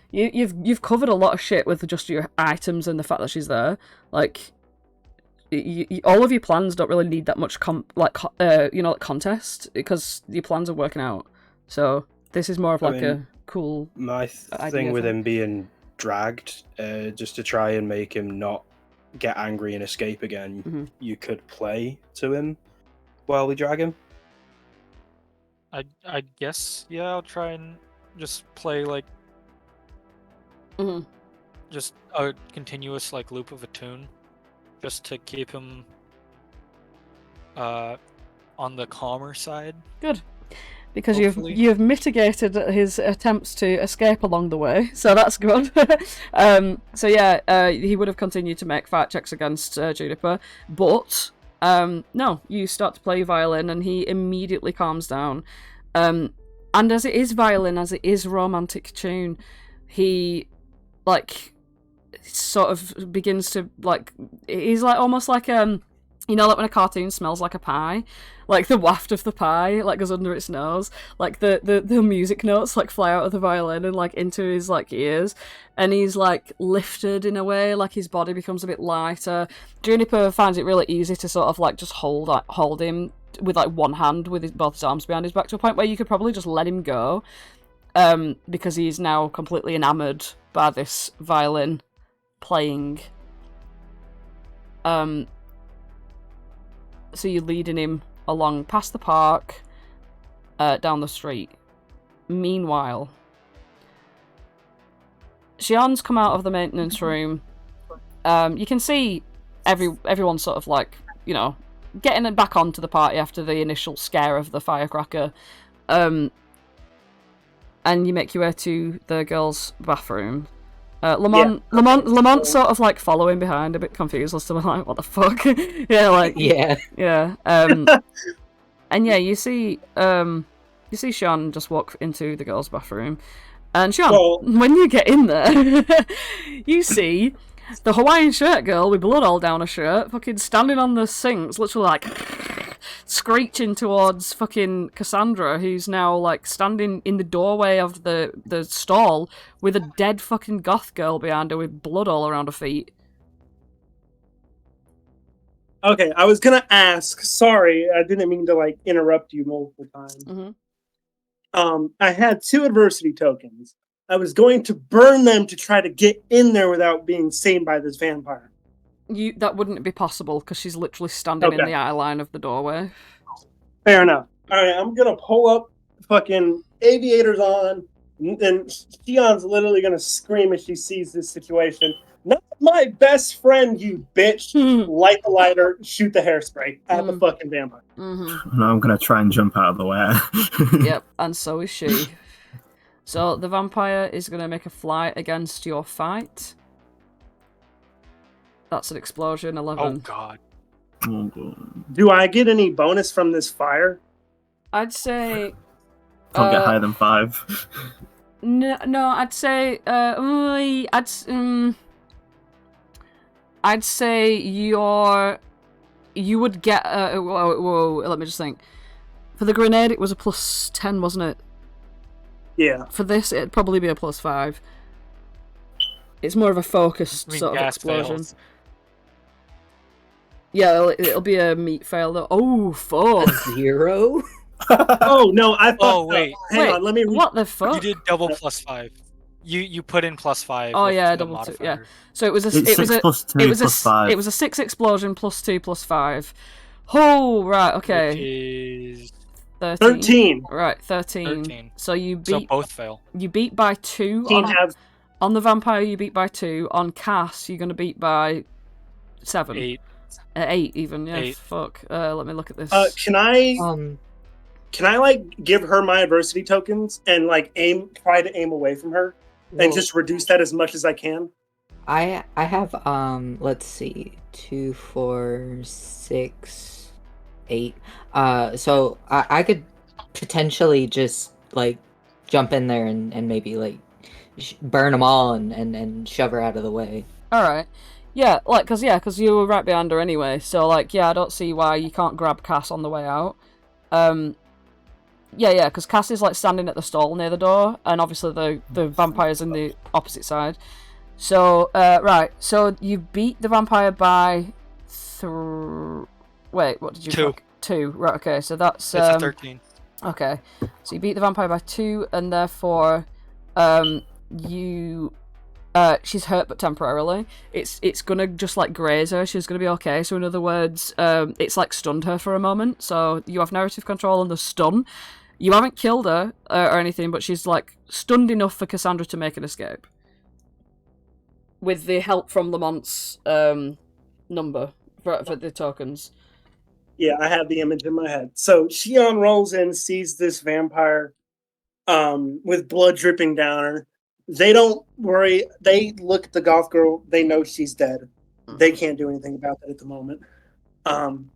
They scream that, shoot the flame, and it flies out and blinds the vampire temporarily to avoid the like gaze of her eyes. Nice. And the vampire kind of holds up a hand to, do that. And in that moment, as Cass rolls out the way, I assume the cross clatters on the floor. Xian goes for it and attempts to stab and like runs forward. All right. You roll in fight against her flight as she's going to try and run out. Flight 4. I'm gonna burn both my tokens to bring that up to a. All right. How many tokens have you got left? That's all of them, isn't it? That's all of them. Alright, okay. So you bring it up to a 5, you win by 1. Again, you're gonna this is gonna only be a temporary stab. Like, it's a graze. It literally says like it's a graze. So you're gonna slash at her with it. It's not gonna actually be embedded in her at all. I'm gonna try and plunge the cross thingy into her. Lamont's pulled you out of the bathrooms. Yeah, unless you're like running straight back in there or whatever, but like.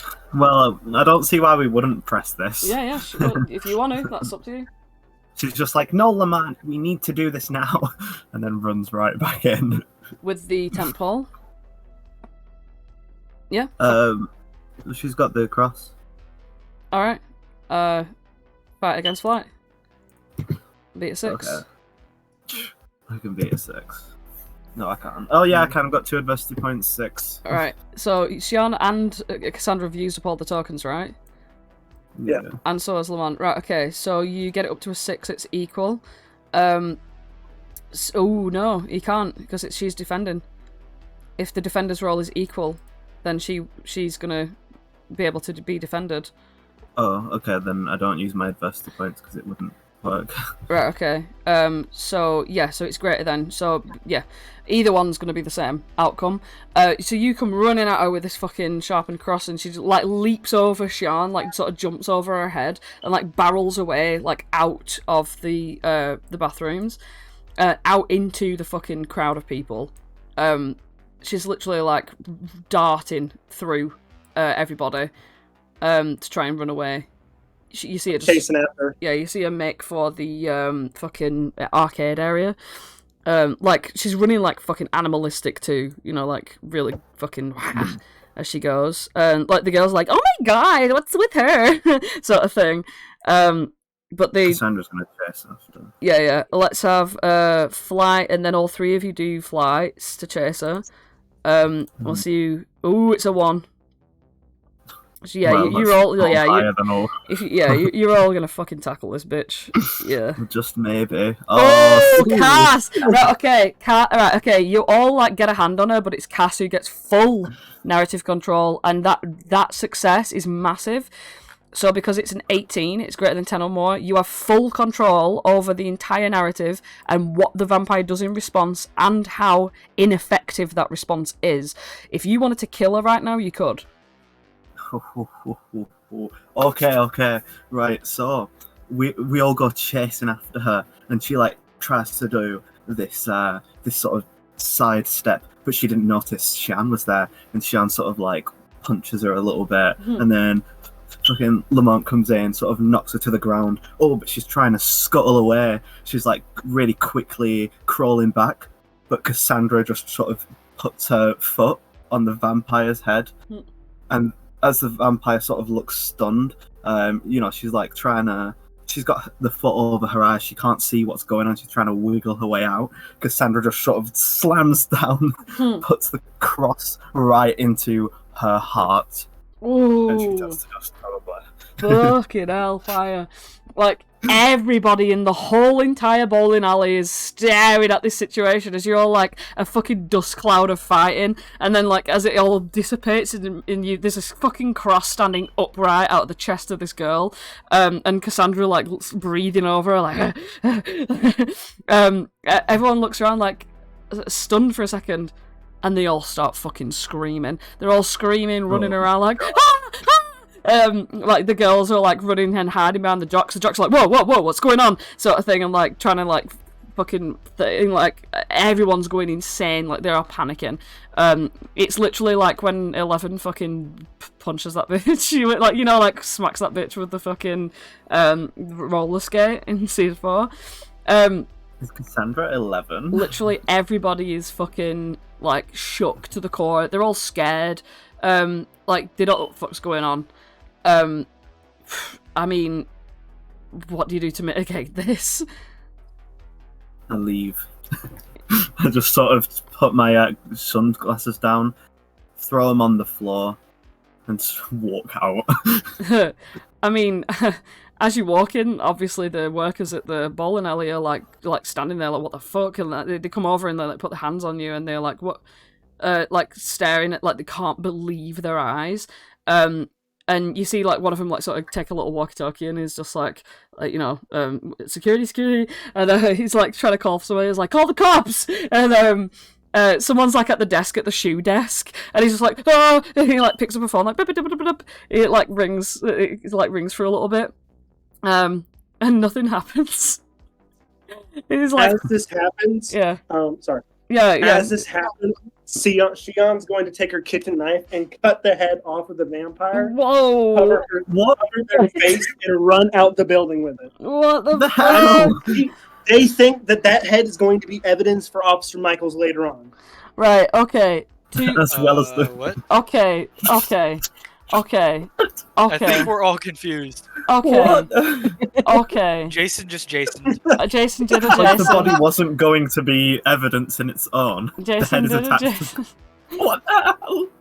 Okay, Because they're gonna The hide body the wasn't evidence enough. to remove a head from a body with a kitchen knife. What the hell? You're gonna have to Oh my roll God, what? so fucking high. Right, okay. That's like a natural. That's like a 20 on a It's fight. legit. Let me look at this here. Okay. This is incredible. It will be a fight 18. Do I get any bonus from this knife? Not a fucking chance. It's literally a kitchen knife. 4. Okay, fair. Okay, you just like dig your fucking knife into a neck and just like it's like going into a neck, sure, but like you can't get past all of the fucking shit. You know what I mean? Like there's like a fucking spine in there. You know what I mean? Like Fair enough. Yeah. You just like when that doesn't work, I cover my face and run, grab Cass, and fly out of there. Alright, okay. You're gonna okay. Cass, you're gonna roll a flight with a -10. Sorry, a -4, a -5 because the guys, the sort of security have got you. Xian, you can roll flight, but you can't grab her and take her because she's already in a predicament. So you could fly out of there on your own if you wanted to. But when you like run towards to get Cass, you realise she's standing there with fucking security. You know what I mean? Lamont, wait, is there anything you would like to do at this moment? Yes.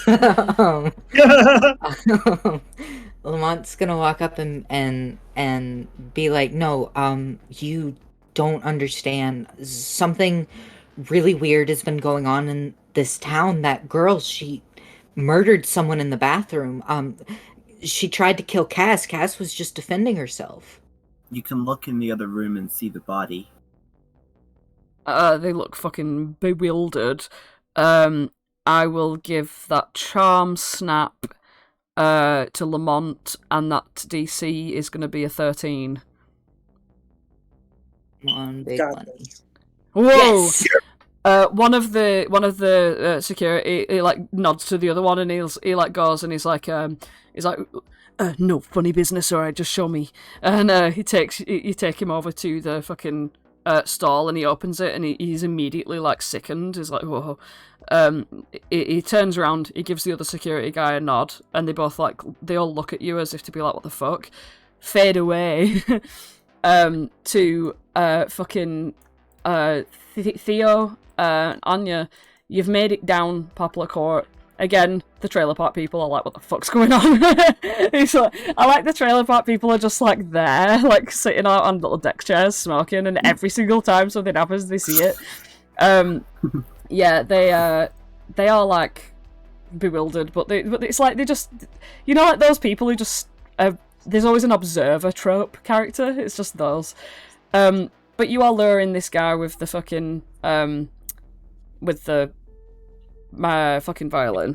Yeah, and because of all of the stuff that you've planned, it's going swimmingly. Like it's fine. This is all working out, you know.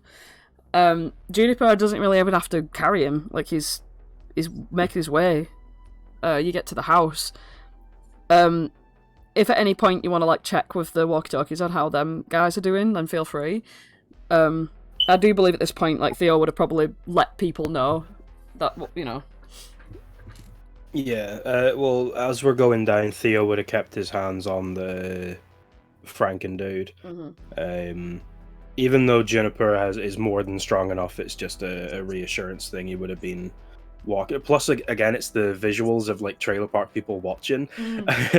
Theo doesn't want a 6-year-old girl being the one that's leading him, so he's gonna try and make it look as if he's the authoritative one, even though Juniper's doing all the work. Yeah. Until we get safely into the courtyard of the Poplar Courthouse, and then Theo will click on the walkie-talkie. Come in. This is Team Frankenzoid. Oh, the one with Pony Blues. Theo, you forgot to say over. Sorry, over. It's alright. You guys, when he comes through to you, you guys are sort of like you've already explained to the bouncers and shit what's happened. So you guys are all sort of like sitting around having like a fucking Coke, you know what I mean? Like they've given you like free drinks and shit. Like, you know what I mean? They've inspected the body and stuff, and yeah, her teeth are still there and shit. So like they all believe you. The party is absolutely fucking terrified though. So like people's parents are being called and they're just like leaving. Like the party's over, you know what I mean? You're all sort of in the bowling alley waiting for Theo, but yeah, that's where you get called, if that makes sense. So, continue. Sorry. Well, the idea of Frankenzoid and Lady Vamp dating, it's not gonna work out. Over. Why is that? We got Frankenzoid kind of docile right now outside Poplar. How are you guys doing? Sorry, are you still talking? Over? Sorry, over. Have we got him outside Poplar? Over. What was Jen gonna say? Oh, you hear it just in the background. I shot a vampire with a flamethrower.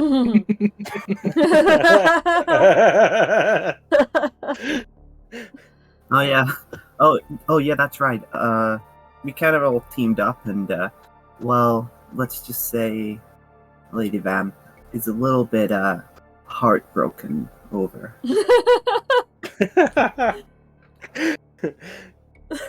Fuck yeah! You hear the click as he takes his hand off the button. Then you hear another click as it comes back on. Over.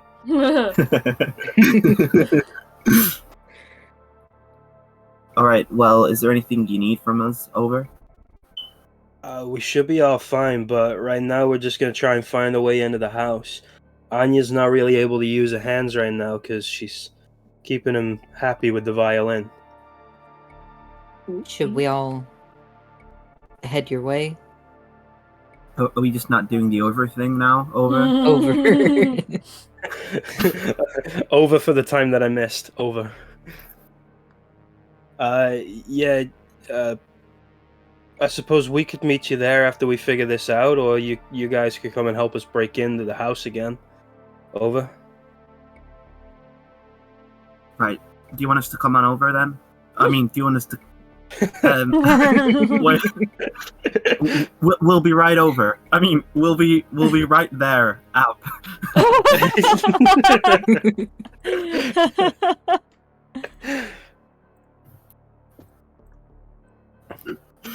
Alright, okay. We'll just do a fucking hard cut to you guys all rocking up at the house, and the guy's still, like, lulling around to Anya's playing the violin, you know. The rocks and shit are still, like, on top of the basement doors, and Juniper's, like, tutting at the basement doors, like, he's not gonna be happy. Meaning the wolfman that's still in there. Xian, like, gives a smile, and they look, I handled them once, I'll handle them again. Pulls out her kitchen knife. And you handled them by running away. No, not completely. Well, I'm not sure. Well, at any rate, Maybe we should just find a different way into the house. well, yeah, Well, maybe. There's got to be a different way in, right, Juniper? Yeah, I could pull the boards off the door, but also we need to get them all nice and tucked up in bed. Why do they need to be in bed? Oh, did I say bed? I meant cages. That's what it was. You were supposed to say cages. You locked them in cages. Uh-huh. Well, I mean, for a communist, it's one and the same, right? She just blankly looks at you. She, like, goes towards all the windows and doors and, like, sort of puts her ear against them. And she's like, she goes to, like, a faraway window, and she's like, he's not in here. And starts to, like, put like, dirty, gross fingernails, like, around the, like, the board that's, like, attached to the window. And, like, starts to yank it and, like, it, like, tears away, like, the nails, like, that have boarded it in just, like, popping out. And it reveals this dirty, like, horrible window with, like, really skanky curtains behind it. And she's just gonna, like, take an elbow and just, like, through the window. Like, just hop straight in there, and she, like, pops her head back out again, and she's like, the coast is clear! How are we supposed to get Big Lumbering Man to come through here? I mean, I think Juniper, as well as maybe Lamont and Theo, can carry him in. If Juniper grabs him from the inside, then me and Theo can kind of shove him from the bottom. Yeah, I suppose that'd work. Yeah, when you like look through the window, you see it like looks out into like a really like old kitchen that's got like fucking leaves all over the place and stuff. It's like really unused. And the door, she's like holding the door so that the kitchen room space is safe. So like if the fucking wolfman was like roaming around the corridors, it wouldn't be able to get in because she's holding that door. So she's indisposed at the moment. Anya, how about if you go in first, so he might want to follow the music, and he might not grumble too much about being pushed further in. Okay, but my arms are getting a little tired. I have been doing this for about 30 minutes. So. Yeah, your fingers are like bleeding right now. Yeah. Hey, Lamont, why don't you give it a blow? I mean, give it a go. Does Lamont have his trumpet on him? Yeah, I think I have my backpack and my trumpet. So, He yeah, always I'll... brings a trumpet with him. I could sing. I mean, Make we it also like have the radio that I gave Theo. If it's still working, we could place or turn up the volume and place that inside. Yeah, that still works. So we could try that. I think he liked live music more, but he did seem to get a little bit of a kick out of this. I'm gonna pull the yeah, radio out and hand it to you. I think he liked the live music better. So I think I can play. If you can play the trumpet, that'd be great because my arms are tired and it's really hard to talk while playing the violin. So. Yeah, Lamont will jump through the window and pull his trumpet out of his bag and start playing a little ditty. I'm sure it's easier to talk using a trumpet. Yeah. As soon as Anya sees that Lamont starts playing, she immediately stops and just drops her violin and bow onto the ground and is like, finally. Oh, bless her. Oh, that's so cute. Nathan whipping out a great RP moment. Hey. Okay. So, you make it in to the kitchen, Lamont. You start like, I'm just gonna put you on a map because there's like a fucking situation. You are, This is like here. We're in the Teen Titans base. Yeah, it's the shittest map I've ever drawn in my life. Oh, sorry, I don't know if you can move yourself, but like, yeah. Juniper is here, holding the door. I'm just gonna draw like a fucking yellow circle for her, because why not? Yep, that's visible. Hey. Is that supposed to be a knife? No, What the- I went to drag Xian like and test to move around. I forgot I had my paintbrush on, so I just drew It all looked over roughly like a knife. Nice. Hell yeah. Nice. Okay, right. So, yep, Lamont, you're in there. The guy, you start to play this trumpet, and let me just draw, maybe, I don't know, like a fucking brown circle. Yes. There, that's him. As soon as you start playing this trumpet, he immediately is like snapped onto your, like, his attention is on you. And as soon as you start playing this trumpet, he starts like making towards the window, like with his arms outstretched. He like bumps up against it and like just climbs himself through. Like he's absolutely fine to do that. And then he stands in front of you, staring at you, bopping along to your trumpet. As long as you keep playing that trumpet, you'll be grand. But as soon as you started playing that trumpet, fucking Juniper's hands start wobbling against the door as like you hear this like coming from behind it. Xian will hop in.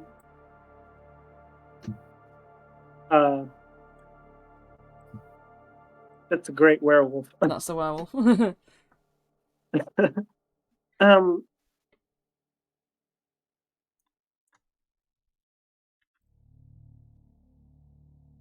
Do you think me and you can take him again, Juniper? I don't know. He scratched me up pretty bad last time. She's covered in scars. You think there's any way to get Frankenzoid to, have an ultimate showdown of all history? I think it's time to just put them to bed. Are you ready? And she's gonna like look at Xian. So we need to tackle him, and we need to get him into the basement. That's where their beds are. I mean, their cages. And she gives you a smile. Xian fucking at this point, they shrug their shoulders. At this point, I've outran a werewolf, blown up a fish man, and shot a vampire with a flamethrower. What's tackling Outrun a werewolf on bike. I mean, yes, Cass. But sure, I'll tackle the werewolf. Let's go, Jennifer. Me and you. All right. She goes, okay, 3, 2, 1. Opens the door. my God. The werewolf's like, "Roar!" as it comes forward. She like jumps forward onto it. Oh, with a 15. It's going to use a fucking flight to actually jump over her, as it knows this bitch, you know what I mean? It's going straight for fucking Xian, because he's got eyes on her, right? Oh! As soon as he jumps, fucking Juniper tackles him mid-air, rolls onto the ground with him. He's failed that fucking contest anyway. She's literally on top of him. She has a fucking 5 advantage on him. Let's have a look at this. She... Yep, she's got him, fucking... Let's have a look here. Yep, she's literally, like, sort of... It looks like she's, like, scratching at him as she's, like, beating him to the ground. And she starts trying to drag him, like, this way, but he's, like, not having it. She's succeeded in stopping him from getting you, in other words. I'll tackle her with him. Alright, okay. Roll a fight versus its brawn. 7.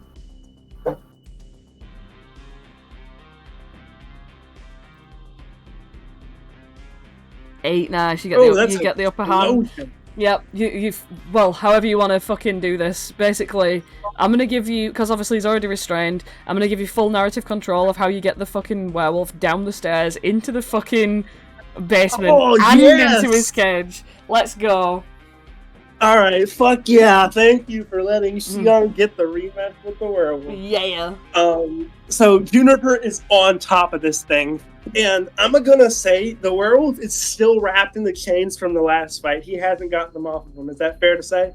I mean, sure, yeah, whatever. You can have whatever you want right now. Cool. Yeah, he's still got the chains on him. So Xian also hops onto the back of this thing and, like, takes one of the, like, strands of chains, throws it around the jaw of the werewolf, and pulls it back, almost like a horse with the rope in its mouth. Mm-hmm. And, like, fucking pulls back on it. and like, then she hops off the back of it and, with Juniper's help, yanks it all the way back into the cage. And then slams the door shut behind it and, like, comes back gasping for breath because, holy shit, she just wrestled the werewolf. Nice. The werewolf's in the cage. You slam that fucking cage shut. Juniper's there with a nice delicate key, just like whee, and like locks it up. Comes back up with Juniper. Sorry, comes back up with Xian, just like slapping their hands together, just like well, that's one down. Is what I would. Lamont's eyes are just like huge, but he just starts like moving backwards, keeping an eye on the Frankenstein while still playing, and following Juniper. I'm just gonna get you all in the house. So you guys are in the kitchen. You sort of watch as Lamont's like walking backwards, fucking tooting this trumpet. Now, for like tooting a trumpet is like actual breath, and you have to like take sort of breaths and shit to like toot a trumpet constantly. So like, I'm gonna make you roll for this because it's not the same as doing a violin. So I'm gonna make you roll grit to sort of keep. No, it's probably brawn because it's physical strength. You know, like to keep your breath steady. So yeah, grit's more of a psychological thing. So it's gonna be a brawn, and the DC is going to be let me check this. A 6. Come on, Lamont.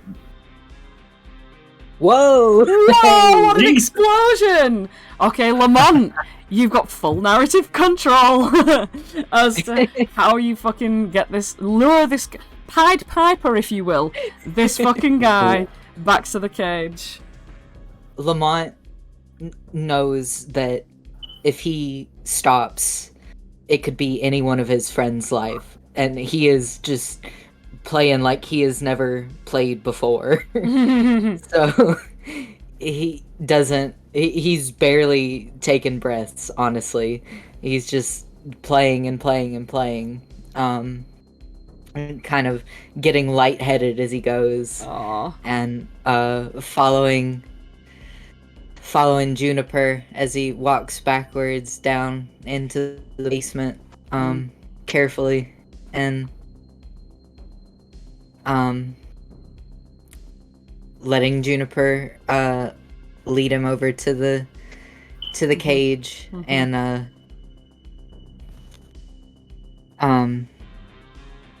just sort of finally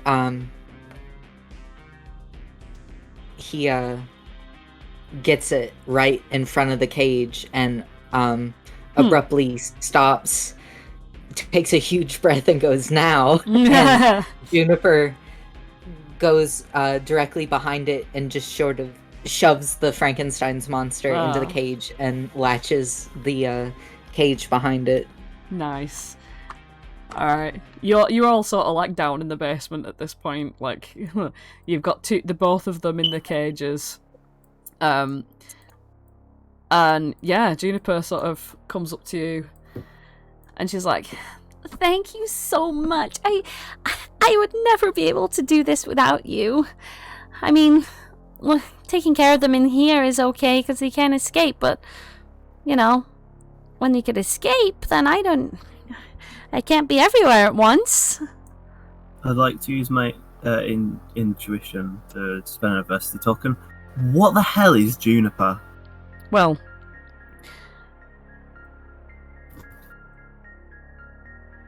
she looks at you all, and please don't interrupt this bit. She looks at you all and she's sort of smiling, and she looks sort of a bit sad. And she says, I'm sorry.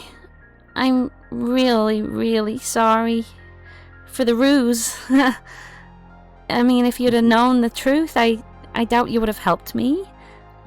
You see, I'm not a young human girl.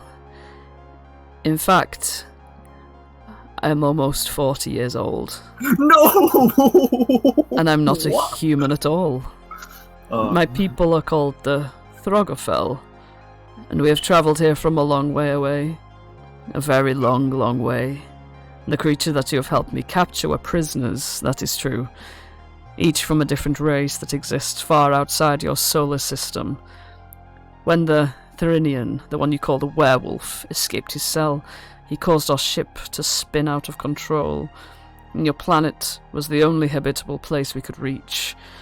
Luckily, our camouflage unit was still intact, and we've been able to disguise ourselves to blend in with our surroundings. We were making repairs on the ship when you broke through our seal, weakening the defensive field and allowing the criminals to escape. And as Juniper speaks, the house around you begins to shake and rumble, and the room seems to fade into a bright light, to be replaced by a new room, one that looks clean and white. You find yourself surrounded by Throggerfells, who are hard at work, these alien creatures mangling flashing lights and control sticks that look completely alien to you. You did well in assisting us, and my superiors have decided that they have a higher purpose for you. I know this might be a great inconvenience, but you're going to have to come with us. And you watch, through the viewports, as the ship begins to rocket up through the clouds and into space, leaving your home and your planet behind. You are too confused and overwhelmed to feel much anything else, and you try to convince yourself that this is all a dream. But as Earth begins to vanish into the distance, you are faced with a sudden reality that this is happening. This is happening. This is actually fucking happening. Earth is no longer your home, and you're about to have a whole new world to explore.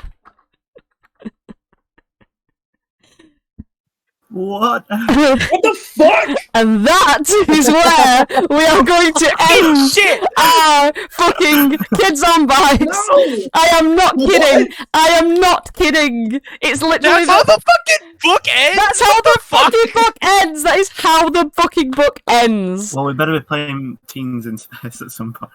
Literally. And I can guarantee they probably put, like, if it's not there visibly, but it's definitely there, like, why don't you try Teens on Space next? You know what I mean? Like, come on. Like, it's legit such a fucking thing into Teens in Space. But yeah, like, you're in fucking space. You guess what, Peach? You were right. Peach and Cade, they were fucking aliens the whole time. That's right, and they weren't fairies because they didn't speak like. They spoke like. Surprise! Yeah, because that's what an alien sounds like. That is what an alien sounds like. Legit. What the fuck? And what Alright. the fuck? Fucking mad. What the fuck? Fuck. Well, thank you, Nat Wannabes, for Nat watching these Nat one shots. Whoa! And we Nat want to let you know that we post these on YouTube. Oh. Remember to Nat comment, Nat like, and Nat subscribe. They, Nat subscribe. Way ahead. and of course, our Easter egg for this session. Oh, well, it's out of this world. Next time, may I, Jenna?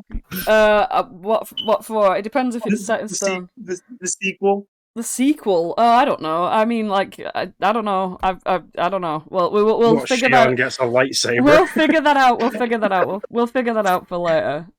Okay, right. But for now, we're not sure when the next time's going to be yet, because obviously, you know, Right. I've got a lot of busy shit on. But anyway, I do. Thanks for listening, everybody. I hope you enjoyed. I hope you enjoyed the journey and not the destination. But yeah, great stuff. Thanks, guys, We for love playing. you. Thanks, everybody. It's been grand. Goodbye. Au revoir. You're welcome. Bye.